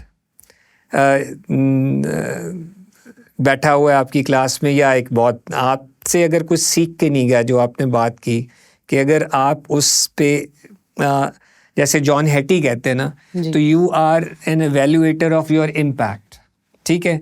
आपकी क्लास में मैंने अगर 8-9 महीने गुजारे हैं ना, if I am not a change person, ठीक है, because of my interaction with you, then that was a waste of my time and your time, ठीक है ना। अदरवाइज तो फिर यही हुआ कि मैं गया और मैं आ गया, एंड दैट्स इट। तो मैं ये समझता हूँ कि हाँ ठीक है, आप बिल्कुल प्राउड फील करें अपने प्रोफेसर होने पे, if you are actually contributing, if you are motivating people to actually achieve things, तो देन बाय ऑल मीन्स। तो मेरा ख्याल है कि बहुत सारे टीचर्स भी ये काम अचीव कर लेते हैं, बहुत सारे बच्चों की ज़िंदगियाँ बदल देते हैं, ठीक है ना। सर, आपके टीचर कमाल ने बदली, टीचर हनीफ ने बदली। हाँ जी, बिल्कुल बदली। तो हो सकता है अगर हम इन कंपैरिजन देखें तो हो सकता है कि प्रोफेसर्स ने कम बदली हूँ, टीचर्स ने ज़्यादा बदली हूँ। हो सकता है ऐसे भी, और हो सकता है ऐसे ना भी। नहीं, बहुत सारे मैं ये समझता हूँ प्रोफेसर्स भी कुछ होते हैं जो कि अपने काम को ऐसा इतना सीरियसली लेते हैं कि they make it a point कि हाँ जी मेरी क्लास में, मैं आपको अपने एक दोस्त की मिसाल बता देता हूँ। वो ऑस्ट्रेलिया की किसी यूनिवर्सिटी में गए, उन्होंने केमिस्ट्री में कोई करनी थी PhD, तो उन्होंने ये सोचा कि मैं कोई ठीक है, ज़रा नज़र आऊँ कि ठीक है मैं पाकिस्तान एक गरीब मुल्क से हूँ लेकिन मैं गरीब नहीं हूँ। तो उन्होंने कुछ 16-17 सूट ख़रीद लिए और रोज़ाना वो लैब में चले जाते थे और वो डैंडी बन के। तो उनके प्रोफेसर साहब ने कहा कि you mister Pakistani, have you come here on a fashion show? मुझे देखो, ये 10 साल से मैंने यही शर्ट पहनी हुई है, but I come here every morning at 8 o'clock and I leave at around 6 o'clock in the evening, but I do my work. If you want to learn something from me, and then I'm not going to look at your suits and everything. I want to see how you are working. ठीक है ना? तो बंदा वो फिर change होके आया. ठीक है ना? तो that's the impact of a teacher. तो अगर आप ये समझते हैं कि जी आपने जाना है, आपने एक लेक्चर देना है, तो मुझे एक ऐसे साहब का भी पता है, जो मेरे एक दोस्त ने बताया कि उन्होंने कहा कि जी फ़लाँ लेक्चर होगा, उसमें फ़लाँ टॉपिक पढ़ाया जाएगा और फ़लाँ जोक सुनाया जाएगा. तो उन्होंने कहा कि जी पिछले 17 साल से यही चीज़ चल रही है और ये वही नोट्स यूज़ हो रहे हैं. So there you are. बिल्कुल ठीक. सर ये बताइए कि जो अर्ली ईयर्स के साथ आपका एक्सपीरियंस रहा, जी जी. और आपने बताया कि वहाँ पे ट्रेनिंग इंस्टीट्यूट्स कम होने से टीचर ट्रेंड उस तरह नहीं मिलते. जी जी जी. अगर किसी के पास एक्सपीरियंस भी है तो वो अर्ली ईयर्स का नहीं है. नहीं है. तो इस चैलेंज को या सिचुएशन को आप फिर कैसे कोप अप करते हैं? जी. तो एक तो ये सवाल है. दूसरा ये एक है, पहेली सी बन गई है मेरे लिए तो एटलीस्ट, कि अगर, चूंकि मेरा भी थोड़ा सा ताल्लुक जो है वो एजुकेशन से ही है और हम भी टीचर्स हायरिंग के प्रोसेस से गुजरते हैं, तो अगर फ्रेश ग्रेजुएट को कहेंगे जी हमें एक्सपीरियंस चाहिए, तो वो कहते हैं कि अगर हमें जॉब नहीं मिलेगी तो एक्सपीरियंस कहाँ से आएगा? तो फिर ये लॉजिक मुझे समझ आती है. मैं कहती हूँ आए जी आप फिर करें इसको. जब हम उसकी एक लर्निंग का प्रोसेस शुरू करते हैं तो पता नहीं क्यों जो फ्रेश ग्रेजुएट्स हैं वो ज़्यादातर उस तरह की कमिटमेंट और दिलचस्पी शो नहीं कर पाते जो वो सीखनी चाहिए. अगर वो एक अच्छी जगह से ग्रेजुएशन करके आए तो somehow they feel they know everything. जब हम एक्सपीरियंस टीचर को लेके आते हैं तो हमें होता है कि जी ये एक्सपीरियंस्ड हैं तो इनको बहुत मालूम होगा अपने काम का, तो हमें इन पे एफर्ट इतनी नहीं करनी पड़ेगी, ये डायरेक्ट बच्चों को पढ़ाने के लिए चले जाएंगे. सही. वहाँ एक दिक्कत ये आती है कि जब आपने जैसे कहा ना कि कॉन्टेक्स्ट बदल जाता है. जी बिल्कुल. तो स्कूल टू स्कूल कॉन्टेक्स्ट भी बदलेगा, ज़्यादा फीस वाला, कम वाला, गवर्नमेंट का, नॉन प्रॉफिट का, प्राइवेट का, तो वो मुख्तलिफ कॉन्टेक्स्ट है. तो जब उसका कॉन्टेक्स्ट बदलता है और स्कूल एडमिनिस्ट्रेशन को लगता है कि कुछ चीज़ें इस स्कूल के हवाले से इनको ट्रेन करने की ज़रूरत है. जी बिल्कुल. तो वहाँ ये दिक्कत आती है कि वो जो लर्न करके आए होते हैं ना, या ज़िंदगी में किया होता है, उसको अनलर्न करने में या तो कोई रिलक्टेंस होती है, सम टाइम रेजिस्टेंस होती है, और सम टाइम एक्सेप्टेंस ही नहीं होती कि we need to learn. Yes. अब इन दोनों सिचुएशंस में आप क्या करते हैं? अच्छा, हमारी रहनुमाई करें. हाँ जी. हमारे पास इसके ना 2 हल हैं. हम जब फ्रेश ग्रेजुएट लेते हैं ना, हम उसको असिस्टेंट टीचर के तौर पे लेते हैं. असिस्टेंट टीचर का काम ये होता है कि वो हमारी मेन टीचर को हेल्प करें बट साथ ऑब्जर्व करें. ठीक है. हम अपने लिए एज एडमिनिस्ट्रेटर्स एक टारगेट रखते हैं कि हमने 2 साल का पीरियड अपनी टीचर को देना है. कुछ लोग पहले भी रेडी हो जाते हैं, कुछ देर भी लेते हैं, लेकिन हम ये करते हैं कि हम उनको कहते हैं कि जी आप देखें, क्योंकि टीचर हमारी वो होती हैं जिनको हमने जो हमारी इन हाउस ट्रेनिंग है उसके थ्रू डेवलप किया होता है. तो पहले तो हम एक्सपोजर देते हैं कि यू सी के how what it is like, कि ये आपकी बॉल गेम है भी कि नहीं. ठीक है. Whether you can carry on with it और नॉट. क्योंकि उनको फिर हम ऐसा उनको लेसन प्लानिंग में लेके आते हैं, फिर उनके लेसन मैनेजमेंट पे लेके आते हैं, फिर उनको हम अपॉर्चुनिटीज़ देते हैं कि आप पढ़ाएं, हम बैठ के देखते हैं. फिर then there is mentor and mentee का चीज़ हम करते हैं कि अच्छा आपने इसको ऐसे पढ़ाया, इसमें ये चीज़ें आपकी बहुत अच्छी आई, इस पे आपको देखने की ज़रूरत है, इसके लिए आपके पास ये मटेरियल अवेलेबल है and this is where we are able to help you. ठीक है. हम उनको जो एक पब्लिश्ड रिसर्च बेस्ड मटेरियल देते हैं. एक वो होता है. एक ये है एक्सपोजर के थ्रू. और जब हम ये समझते हैं कि आफ्टर रिपीटेड ऑब्जर्वेशन के हम ये समझते हैं कि इनमें बेसिक स्किल्स इतनी आ गई हैं कि ये बच्चे के साथ इंटरेक्ट भी अच्छा कर लेंगे, अपने कॉन्सेप्ट्स को भी समझती हैं और एक छोटे बच्चे को कैसे पढ़ाना है उसको भी समझते हैं. Then we take the opportunity, give them the opportunity कि जी ठीक है आप क्लास लें. लेकिन उस वक्त भी हम नहीं छोड़ते. हम हमारे साथ जैसे हमारी कोऑर्डिनेटर होती हैं, हमारी उस सेक्शन हेड होती हैं जो कि अर्ली ईयर्स की अच्छी ट्रेंड लोग होते हैं, वो कंसिस्टेंटली उनको मॉनिटर करते हैं. फिर eight the same time Cambridge की कुछ क्वालिफ़िकेशन है अर्ली ईयर्स टीचिंग की, हम उस पे इनकरेज करते हैं. अब वो पूरा 1 साल का डिप्लोमा होता है जिसमें अर्ली ईयर्स में लोग अपने जो है वो अपने आप को रजिस्टर करते हैं. हमारे इन हाउस ट्रेनर्स हैं जो कि एक्चुअली सर्टिफाइड ट्रेनर्स होते हैं बाय कैम्ब्रिज, वो उनको पढ़ाते हैं. फिर वो उनकी असाइनमेंट्स वगैरह जाके सारा कुछ कैम्ब्रिज से चेक हो के and then the certification comes from there. ठीक है. वहाँ पर जो 2 साल है ना उसमें ही पता चल जाता है कि who is going to stay and who is not. ठीक है. अब आपने अगली बात की कि जो हम वो वाली बात है कि जब हम खुद जिस एक्सपीरियंस में से गुजरे होते हैं हम समझते हैं कि यही बेस्ट मेथड है और हमने यही अप्लाई करना है. फिर एज जब आप पढ़े और जब आप पढ़ा रहे हैं तो उसमें फ़र्क आ चुका है. बच्चा भी बदल गया, डायनामिक्स सारे बदल जाते हैं. आप जिस कॉन्टेक्स्ट में पढ़े आप उस कॉन्टेक्स्ट में पढ़ा नहीं रहे होते. ठीक है ना. उसकी वैल्यू सिस्टम, उसका कल्चर, वो सारा कुछ डिफरेंट होता है. तो हम जिसे काइंड ऑफ एक्लेमेटाइज करना, तो हम एक्लेमेटाइज करते हैं और उसमें हम देखते हैं people are going to get through, तो then they go on. And there have been certain cases कि जहाँ पे लोगों ने कहा कि नहीं, it's not something that we are enjoying, we don't want it. वो कह देते हैं कि जी आप हमें सीनियर क्लासेस में करें. तो वो if they work out there तो वो वहाँ पर कर लेते हैं, अदरवाइज फिर वो they say good bye to us. But that's how we have tried to work it. Otherwise ये होता है कि चैलेंज तो हमेशा ये होता है कि आप डायरेक्टली, जैसे वो जो है ना बात कि जी चूँकि तजर्बा कहाँ से आएगा जब तक हमें अपॉर्चुनिटी नहीं मिलेगी. That's a huge risk.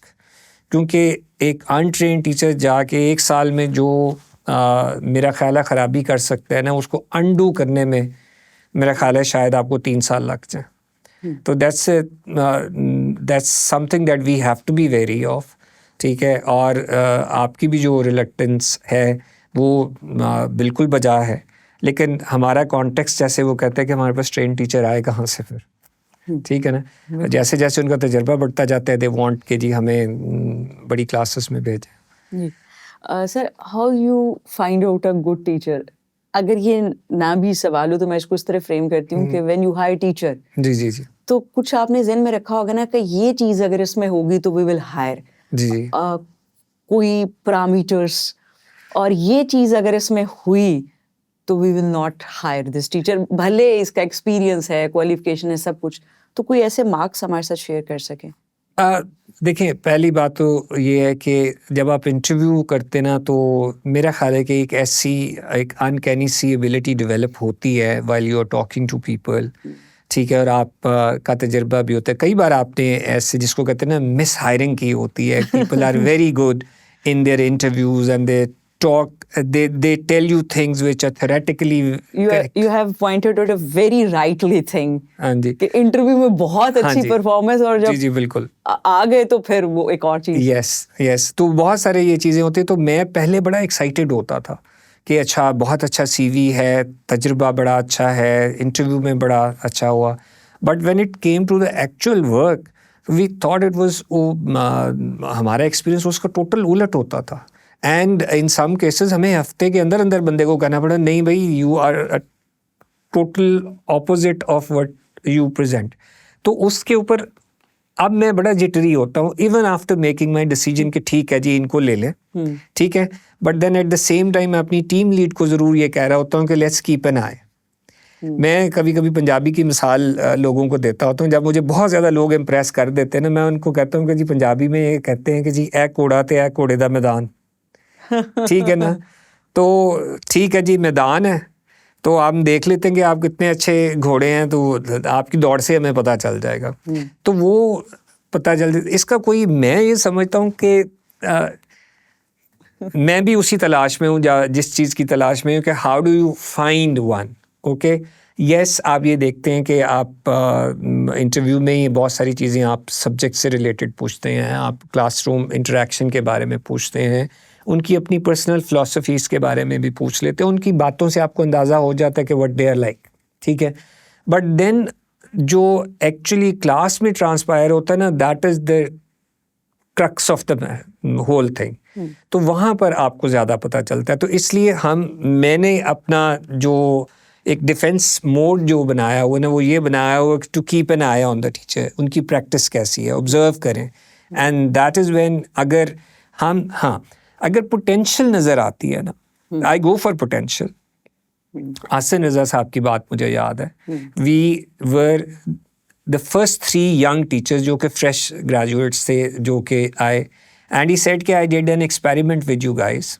Okay, और क्योंकि उससे पहले जितने भी लोग उन्होंने रखे हुए थे ना अपने स्कूल में, वो सारे ही रिटायर्ड थे फ्रॉम देयर प्रीवियस जॉब्स. तो 25 years experience, 30 years experience, and we were the people who were at around 25-26 years. So he said कि I'm trying to see कि whether it works out for me. उन्होंने कहा कि मैंने ये philosophy बनाई है कि मैं आप लोगों को जैसे ट्रेन करूँगा ना, तो वैसे आप हो जाओगे.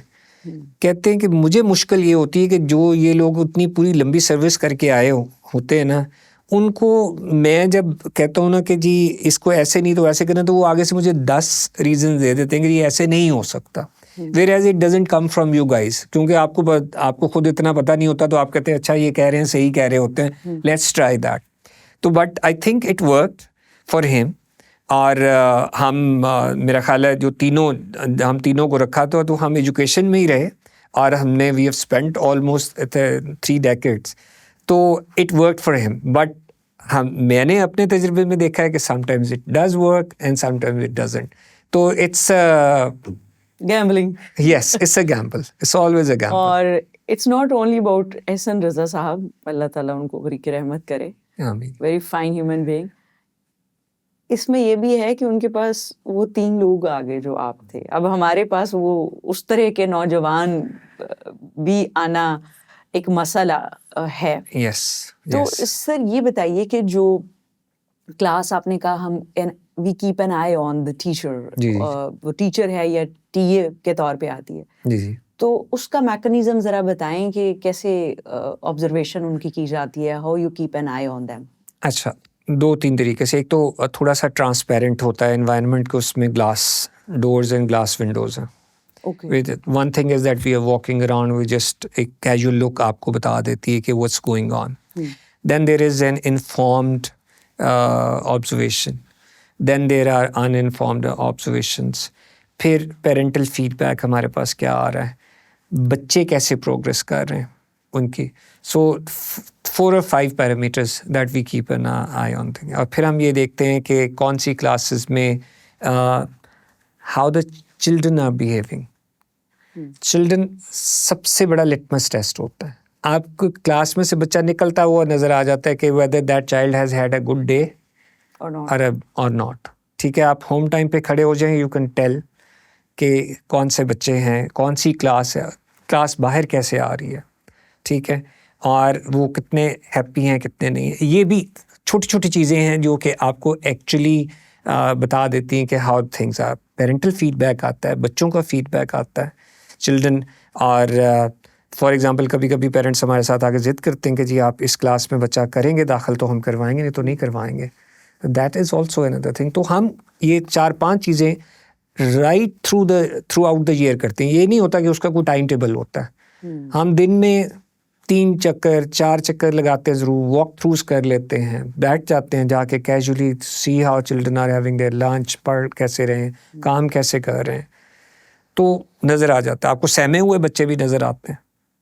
ठीक है ना, तो वो भी एक इंडिकेशन होती है कि क्या हो रहा है क्लास में. आप अच्छे उस्तादज़ा को रिटेन कैसे करते हैं? हाँ, एक तो सारे उस्तादज़ा के लिए हमारी एक कोई कोशिश होती है कि that we value their work. ठीक है ना, और उनके जो काम किया होता है उस काम को अप्रिशिएट करने में कोई डिले ना हो.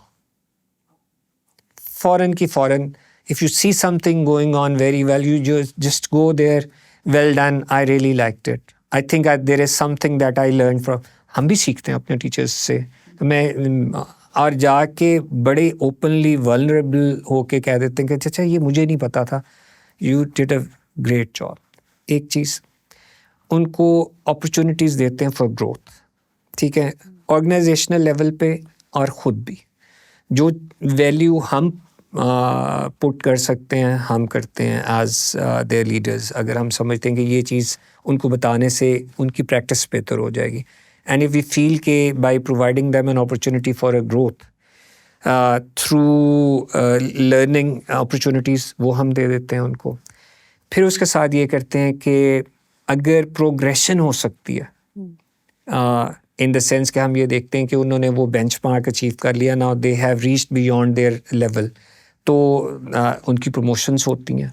ठीक है, अगर वो ये चीज़ मुझे बहुत अच्छी लगती है कि इससे transparent method of how people are progressing through the organisation. आपको किसी के साथ यारी दोस्ती की ज़रूरत नहीं है. If you are a good teacher, you are good enough. Sir financial value भी जी होती है? बिल्कुल, उसके साथ ही फाइनेंशियल वैल्यू आती है, क्योंकि एज दे आर प्रोग्रेसिंग, जैसे अभी फॉर एग्जांपल ग्रेड सिस्टम भी इंट्रोड्यूस किया गया है कि हर एक ग्रेड सिस्टम के साथ क्वालिफ़िकेशंस मैंडेटरी कर दी गई हैं कि आपने ये क्वालिफ़िकेशंस भी करनी है, इतना आपका एक्सपीरियंस होना चाहिए, आपका एक टीचर इफ़ेक्टिवनेस फ्रेमवर्क है, उसके ऊपर आप कैसे आपके स्कोर्स हैं, आपके बारे में स्टूडेंट का फीडबैक क्या है, and if you are doing very well on that, और हमारी ऑब्जर्वेशन भी आपके बारे में ऐसी है, and how you are contributing to the school, तो वो सारे बेनिफिट फिर उनको मिलते हैं. And that's how we keep our teacher.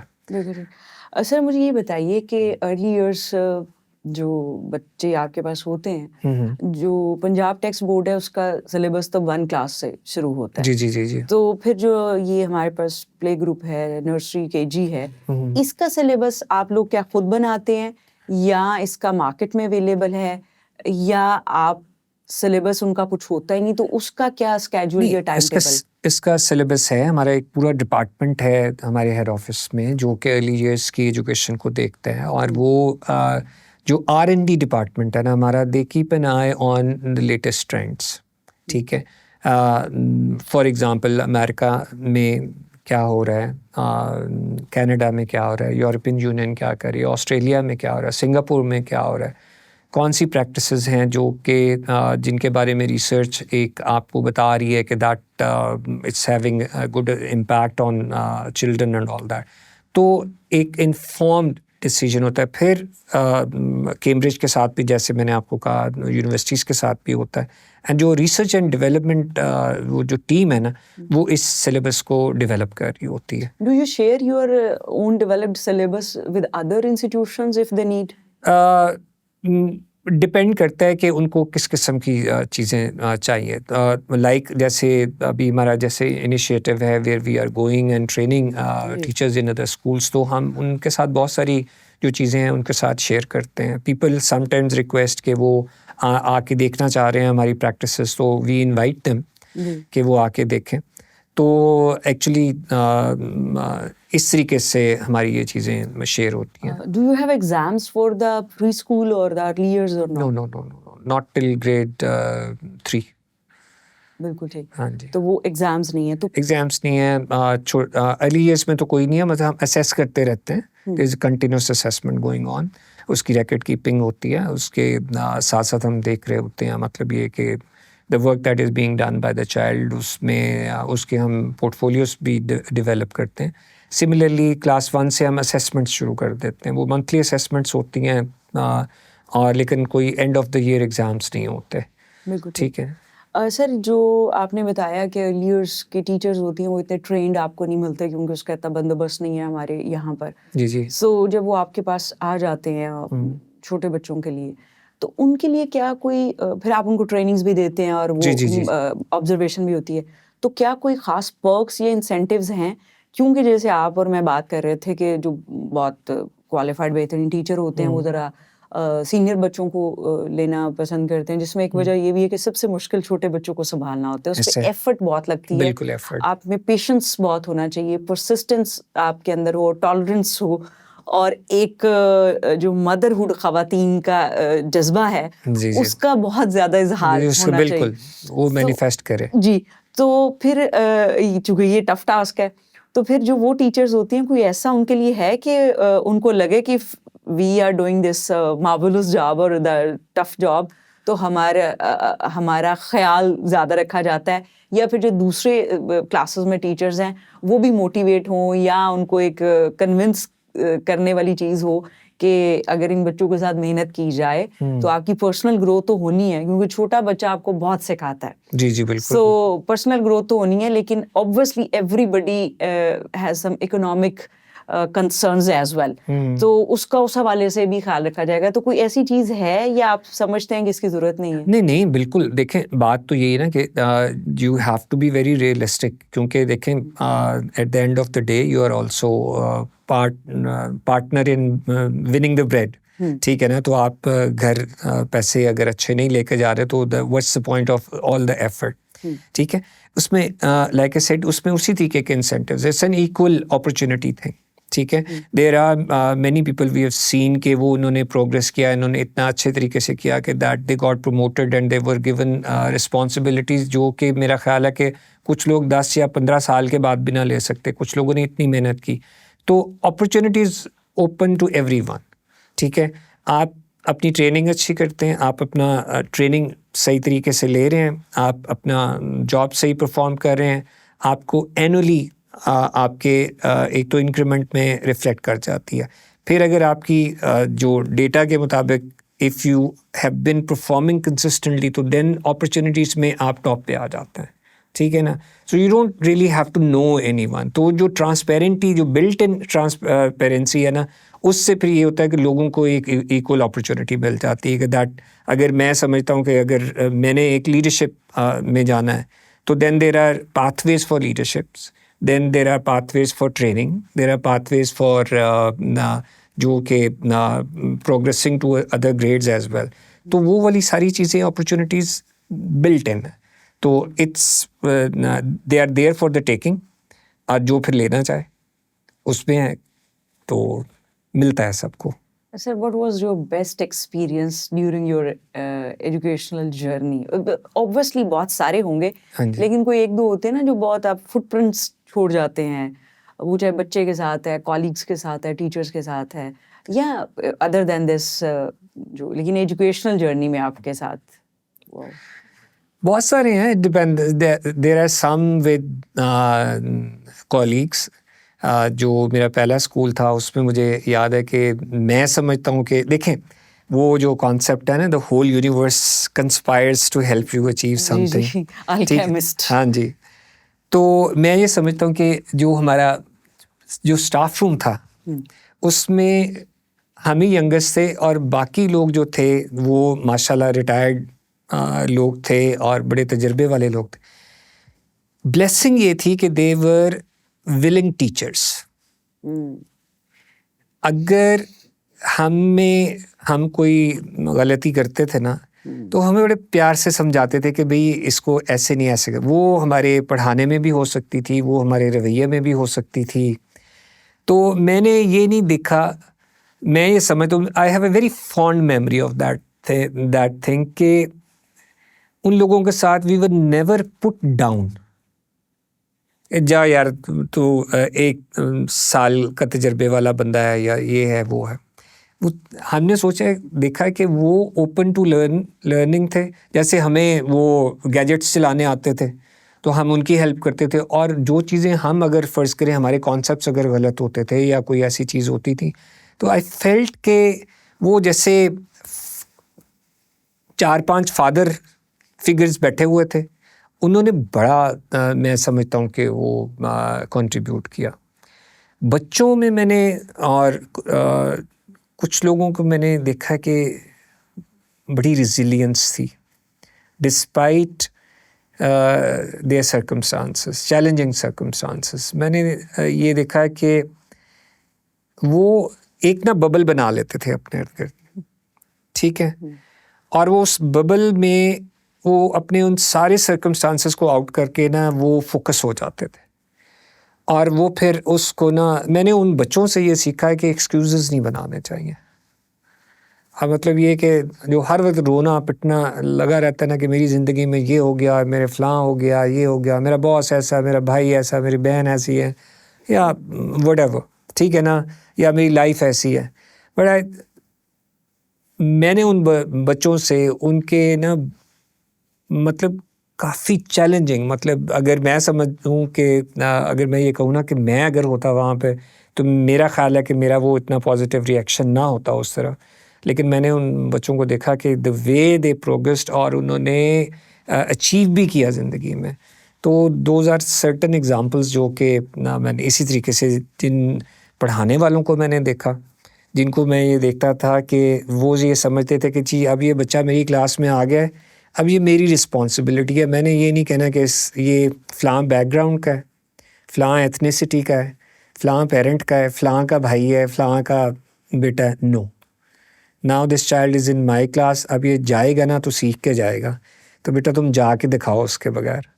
तो बच्चे फिर मैं तो समझता हूँ प्रस्तश करने पे आ जाते थे उनकी। तो ये मेरा ख़्याल है कि ये कुछ अच्छे एक्सपीरियंसेस हैं जो कि आपको प्रोफेशन में रखते हैं। तो यही है, मैंने प्रोफेशनल्स को देखा और उनको देखा कि उन्होंने अपने काम को इबादत के तौर पे लिया, not as some job for money and all that. बिल्कुल सही। सर ये बताइए कि आप किसको अपना मेंटोर समझते हैं? मैंने जो है जिन लोगों को, मैं भी टीचर फॉलोअर हूँ, ठीक है। मैंने कराची में है टीचर्स डेवलपमेंट सेंटर के डायरेक्टर अब्बास हुसैन, उनके साथ मैं 97 में मिला था, जब मेरा ख़्याल है मेरा पहला साल था जॉब का। तो मैंने आज तक उनकी जान नहीं छोड़ी, ठीक है। टीना हमीद हैं जो बीकन हाउस में टीचर ट्रेनर रहीं, अभी भी, अब तो वो हमारी दोस्त है, नहीं जान छोड़ी मैंने उनकी। मैं समझता हूँ कि वो मेरे लिए तो वो एक ऐसे बीकन हाउसेस हैं जिनको मैं कभी भी मैं फ़ोन उठाऊँ, मैं उनको कॉल करूँ, मुझे ना ये चीज़ नहीं समझ आ रही, they always have a solution. वो मुझे बुक बता देंगे, मुझे चीज़ बता देंगे। अगर मैं कोई समझ रहा हूँ किसी चीज़ के बारे में, ऐसे सोच रहा हूँ जो कि मेरा ख़्याल है कि वो शायद फ़ायदेमंद नहीं है, तो मुझे उसके ऊपर भी कह देते हैं कि अच्छा इसको ऐसे नहीं, इसको ऐसे देख लो, ये किताब नहीं, इसको देखो, यहाँ से ज़्यादा सीख लो। तो मैं समझता हूँ वो मेरे दोस्त भी हैं, मेरे बहुत सारे दोस्त भी हैं, एक कम्युनिटी ऑफ फ्रेंड्स है छोटी सी 8-10 लोगों की, हम आपस में बहुत ज़्यादा कम्युनिकेट करते हैं। तो ये क्या कहते हैं, पीयर लेवल मेंटोरिंग होती है, लेकिन these are the 2 people I would say कि जिनको मैं कभी भी कॉल करूँ ना, वो मेरी कॉल उठाते भी हैं और मुझे गाइड भी करते हैं। वो सर यकीनी तौर पे आपको भी स्ट्रेस होता होगा कुछ सिचुएशंस में, क्योंकि आप एक पूरे स्कूल को चलाते हैं और एक हमारी सोसाइटी का अपना भी इन्वायरमेंट है। सो कभी एंजाइटी स्ट्रेस ये होता होगा। How you yourself be stress your situation या उसको डिफ्यूज़ करते हो, तो वो आपका क्या तरीक़ाकार होता है? अच्छा, it's always a stressful situation होती है, लेकिन ये कहना कि जी नहीं स्ट्रेस नहीं होता, होता है। लेकिन अगर आप ये समझे ना कि what are the systems available to solve this issue, तो अगर आपने सिस्टम्स अपने बनाए हो ना, तो आप, मेरा ख्याल है, उस स्ट्रेस को मैनेज कर लेते हैं। अगर आपके पास कोई सिस्टम्स ही डेवलप नहीं है, फॉर एग्ज़ाम्पल एक मेरे पास एक आयरेट पेरेंट आ गया, बहुत गुस्से में है, तो देन फाइन, बात सुनी, पूरी सुनी, ठीक है। फिर उसमें से ढूंढा कि असल मसला क्या है, फिर वो एज ए सॉल्यूशन ऑफ़र किया, ठीक है, और फिर उसको फॉलो अप किया कि ये नहीं कि उनके साथ बात की। तो देन आई थिंक कि उस वक्ती तौर पे स्ट्रेस ज़रूर होता है, लेकिन मेरा ख्याल है कि सिस्टमनेस एक डेवलप्ड अगर हो ना, तो उसमें आप स्ट्रेस को ज़्यादा बेहतर मैनेज कर लेते हैं रादर देन एनीथिंग एल्स। तो आप अपने आप को अगर रिलैक्स करना हो हाँ जी। या आपने अपने आप को लेजर टाइम देना हो तो क्या जी। करते हैं? मैं म्यूज़िक भी सुनता हूँ, हम्म, मैं ड्राइंग भी करता हूँ, पेंटिंग भी करता हूँ और दोस्तों के साथ भी बैठता हूँ और किताबें पढ़ता हूँ और पहले नॉवेल्स वगैरह पढ़ता था, लेकिन मैं अब एजुकेशन की किताबें ज़्यादा पढ़ता हूँ क्योंकि आई थिंक वो मुझे प्रोफेशनली ज़्यादा ज़रूरत होती है उसमें, और उसमें जो नई डेवलपमेंट होती है। लेकिन ये कि वो भी मैं समझता हूँ कि जब किसी चीज़ की समझ आती है ना, तो वो भी आपको रिलैक्स करती है। अच्छा, ये मुझे नहीं पता था। हाँ जी। तो सर आप जो और जगहों पर लोग हेड ऑफ इंस्टीट्यूशंस हैं,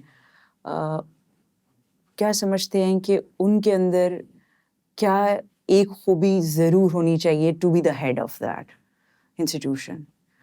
और बीइंग अ हेड आपके लिए सबसे बड़ा चैलेंज हमेशा क्या रहा और आपने उसको कैसे फिक्स किया? अच्छा, जो खूबी है ना, मैं ये समझता हूँ कि आपको अपने जो असातिज़ा के लिए एक वैल्यू एडिशन का सोर्स होना चाहिए आपको, क्योंकि they should be able to come up to you and then you should have something to help them out. और उसके लिए मैं ये समझता हूँ कि हमारे लिए ज़्यादा इम्पोर्टेंट है कि हम अपनी लर्निंग को कंटिन्यूस रखें, क्योंकि अगर हम खुद as school heads up to date होंगे, अपस्किल्ड होंगे, तो फिर मैं समझता हूँ कि हमारा जो टीचर है ना, वो इतना कॉन्फिडेंट फील करेगा कि अच्छा मुझे कोई मसला हुआ ना तो मैं ये करूँ। आप फिर जज नहीं करेंगे, ठीक है, क्योंकि होता ये है कि जब आपको भी नहीं पता और दूसरे को भी नहीं पता ना, तो फिर आप ये कहते हैं नहीं आप निकम्मे हैं, ठीक है। लेकिन अगर आपको पता है कि इस चीज़ को का क्या हल है, तो आप रिलैक्स होकर उसको बता सकते हैं कि अच्छा नहीं ये प्रॉब्लम हो सकती है, लेकिन this is the solution available. तो I think this is the quality that मैंने अपने ऊपर अप्लाई किया। You keep on learning all the time. Sir यहाँ एक एडिशन कर लें, सब्सिक्वेंट चीज़ है, टीचर्स जो हैं बाकी सब प्रोफेशंस की तरह जब क्लासरूम में आते हैं तो कुछ अपना पर्सनल बैगेज भी लेके आते हैं ना। जी बिल्कुल आते हैं। वो मुख्तलिफ सिचुएशंस हो सकती हैं उनके घर की जिसके बाद वो वहाँ आते हैं। जी जी। तो क्या कोई ट्रेनिंग, कोई मैकेनिज्म, कोई चीज़ आप शेयर कर सकते हैं कि कैसे फिर टीचर जो है उसकी ये अरेंजमेंट हो जाती है कि वो सब क्लासरूम के दरवाजे में एंटर होने से पहले ही वो बाहर छोड़ आए, ताकि उसका कोई भी नेगेटिव इम्पैक्ट उन बच्चों पर ना हो जो उसकी जिम्मेदारी हैं? अच्छा, ये एक ज़रा ना चैलेंजिंग थिंग है, ठीक है। You can't always remove the baggage. इसके ऊपर हमारी डिस्कशन ज़रूर बट होती है। Can you manage it then? देखें, इसमें हम अपना एक इस तरीके से मैकेनिज्म बनाते हैं कि that we do have discussion circles, okay. Encourage तो हम ये करते हैं कि वो अपना एक सेफ सर्कल बनाएं जिसमें वो चीज़ें डिस्कस हों, and if it is beyond them, तो फिर हमारे पास भी जब वो चीज़ आती है तो देन हम हमेशा एक गाइड बाय द साइड बनते हैं, ठीक है। बट देन उस एट द सेम टाइम हम ये भी ज़रूर कहते हैं कि जी हाँ, ये अपना इमोशनल बैगेज या वो कुछ चीज़ है, देखें कभी कॉलीग के साथ हो गया, कभी आप घर से लेके आए ये चीज़, वो उसके ऊपर डिस्कशन ज़रूर होती है। उनकी वेलबींग के लिए बहुत सारी चीज़ें की जाती हैं, उनको डिस्ट्रेस करने की भी कोशिश करते हैं through different activities and all that. But to be honest 100% इसको इंश्योर नहीं किया जा सकता, ठीक है, डिस्पाइट ऑल एफर्ट्स। तो समटाइम्स ये जाता है बैगेज, लेकिन लाइक आई सेड कि जो ऑब्जर्वेशन होती है उससे आपको नज़र, यू कैन टोन और टेनर से आपको पता चलता है कि व्हाट्स गोइंग ऑन, ठीक है ना। और ऐसी सिचुएशंस हुई हैं जहाँ पर हमें टीचर के साथ ये बैठ के बात करनी पड़ी कि स्किल ठीक है, आपका पुराना रिकॉर्ड ठीक है, now what is going on now.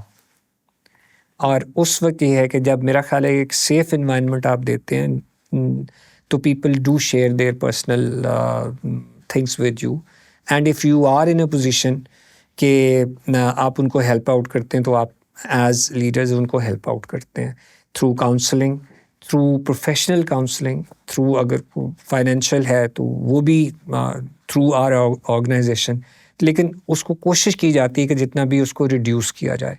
लेकिन देयर आर ऑलवेज, आजकल की जो सिचुएशंस हैं उसमें बहुत ज़्यादा स्ट्रेस है और ये जाता है क्लास में। सर, मेरे आखिरी सवाल से पहले एक सब्सिक्वेंट क्वेश्चन इसी के अंदर ही, जी जी अगर आप एक टीचर के तौर पर जब थे जी जी और अगर हम आपको भी सपोज कर लें कि आप टीचर हैं, आपके पास कुछ वो इमोशनल डोमेस्टिक बैगेज है, आपने क्लासरूम में जाना है, what will be your own strategy for that? अच्छा, मुझे किसी ना मेरे जानने वाले ने कहा था कि आप कंपार्टमेंटलाइज कर लेते हो चीज़ों को।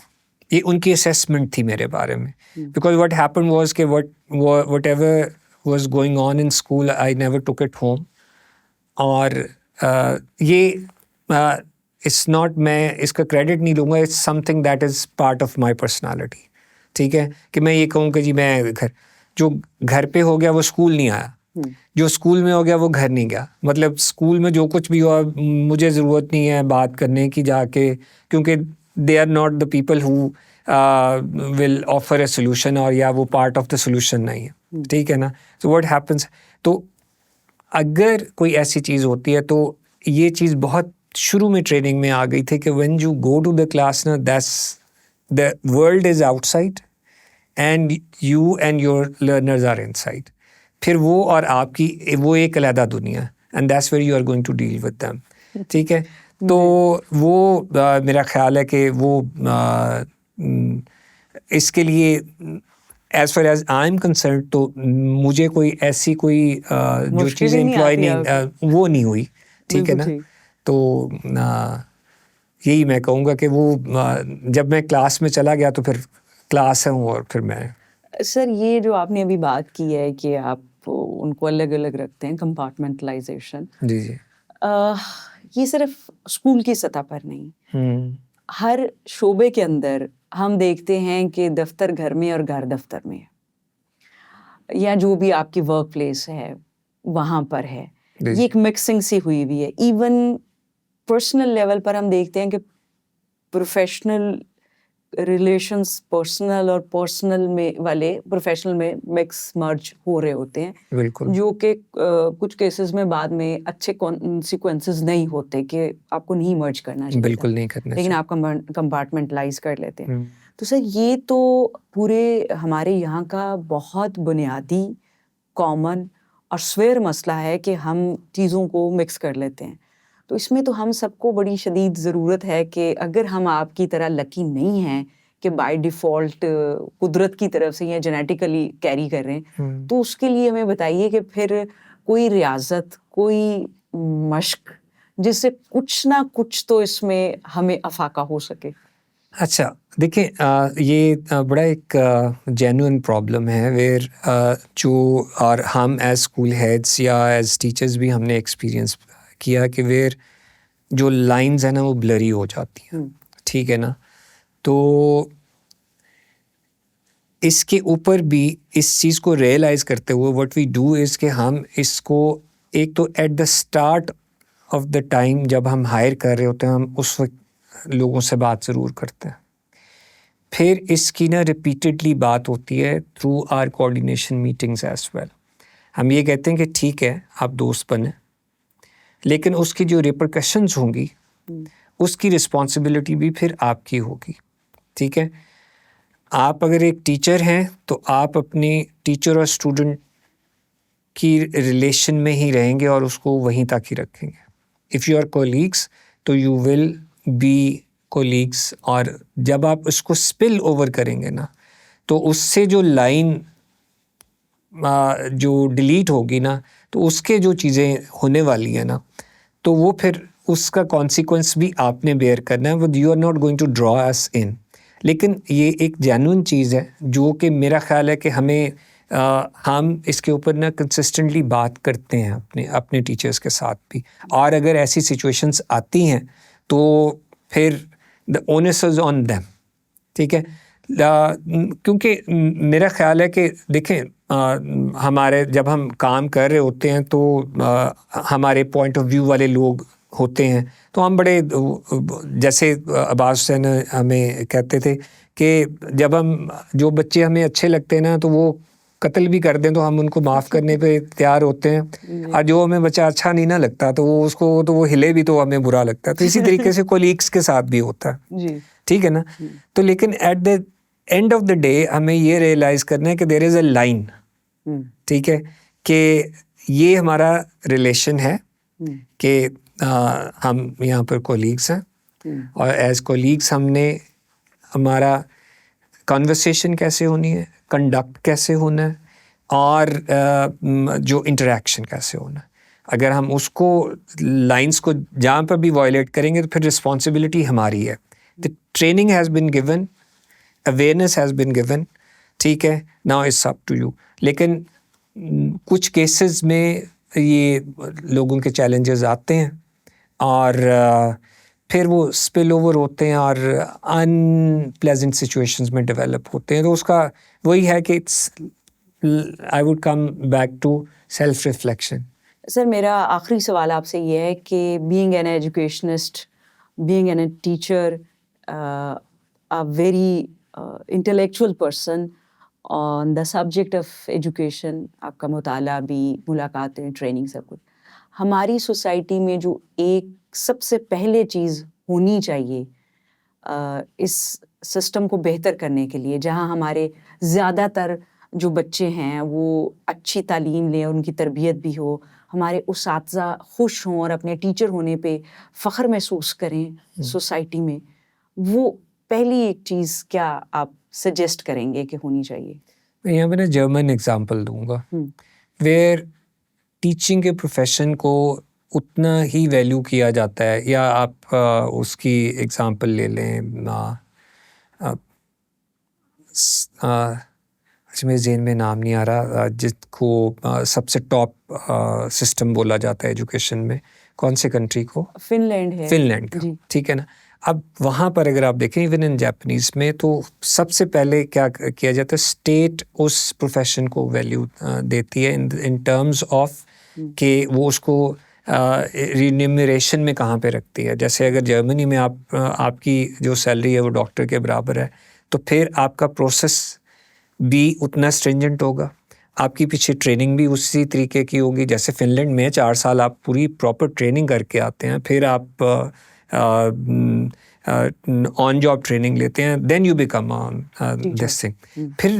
फिर ये स्टेट या सिस्टम ये इस्टेब्लिश करता है कि आप जो हैं इसको कितना वैल्यू करते हैं, ठीक है।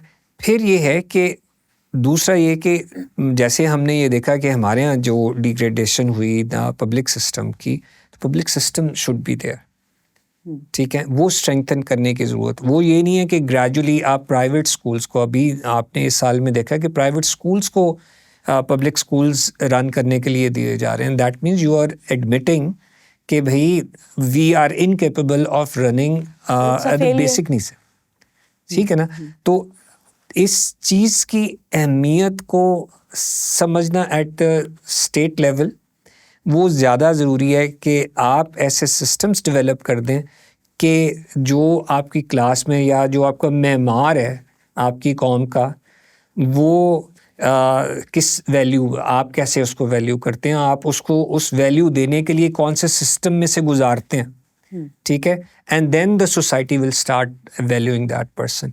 अदरवाइज़ ये नहीं होगा, अगर आपने कहना कि अच्छा आपको कोई और जॉब नहीं मिल रहा, जाकर टीचिंग कर लो, तो वो फिर सोसाइटी ने तो यही समझना है कि जी उसको कुछ और नहीं मिला तो ये इसमें आ गया, तो फिर वो उसने तो अहमियत तो वही देनी है। तो माय एंड इज़ कि हमें इसको डिफरेंटली देखना है, फिर हमारी एजुकेशन इम्प्रूव होगी, अदरवाइज़ तो नहीं। Sir, thank you very much for the whole conversation. आपका भी बहुत We are शुक्रिया। really grateful for the contribution you made through your conversation. Thank you very much, आपका भी बहुत शुक्रिया। आज का हमारा प्रोग्राम यहीं पे इख्तिताम पजीर होता है और सर इरशाद ने एक बहुत अहम बात की तरफ हमारी तवज्जो दिलाने की कोशिश की है, और मेरा ख़्याल है कि जो स्टेक होल्डर्स हैं इसमें, उनको ज़रूर सीरियसली सोचना चाहिए कि हमारा बच्चा घर से सीखता है, इंस्टीट्यूट से सीखता है और हमारी सोसाइटी से सीखता है। अगर हमें अच्छे बच्चे जो कि अच्छे इंसान बन सकें वो पैदा करने हैं, तो फिर घर की वैल्यूज़, स्कूल की वैल्यूज़, सोसाइटी की वैल्यूज़ में तज़ाद नहीं, कॉन्फ्लिक्ट नहीं, जो बच्चे को कंफ्यूज करता है, बल्कि एक हार्मनी और एक अलाइनमेंट ज़रूर होनी चाहिए। वरना अगर अलाइनमेंट नहीं होगी तो वो हमेशा बैलेंस की तलाश में इम्बैलेंस रहेगा।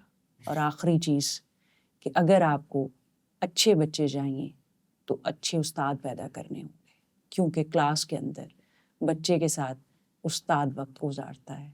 और अच्छे उस्ताद पैदा करने के लिए स्टेट को ये ज़िम्मेदारी लेनी चाहिए कि वो अच्छे तालीम के निज़ाम वाले ममालिक से ये सीखें कि कैसे उस्ताद को वैल्यू करते हैं, कैसे इज़्ज़त देते हैं। और इसी तरह जो स्कूल हेड्स हैं, जो इन्होंने बताया कि उनके अंदर ये खूबी ज़रूर होनी चाहिए कि वो अपनी टीम को, अपने उस्ताद को वैल्यू एडिशन कर सकें उनकी ज़िंदगी में। वो जब उनके पास आएँ तो वो ख़ुद इतने अपडेट हों, इतने लर्नड हों कि उनकी बात पे जजमेंट की बजाय एम्पैथी शो कर सकें। देखने के लिए बहुत शुक्रिया। खुदा हाफ़िज़।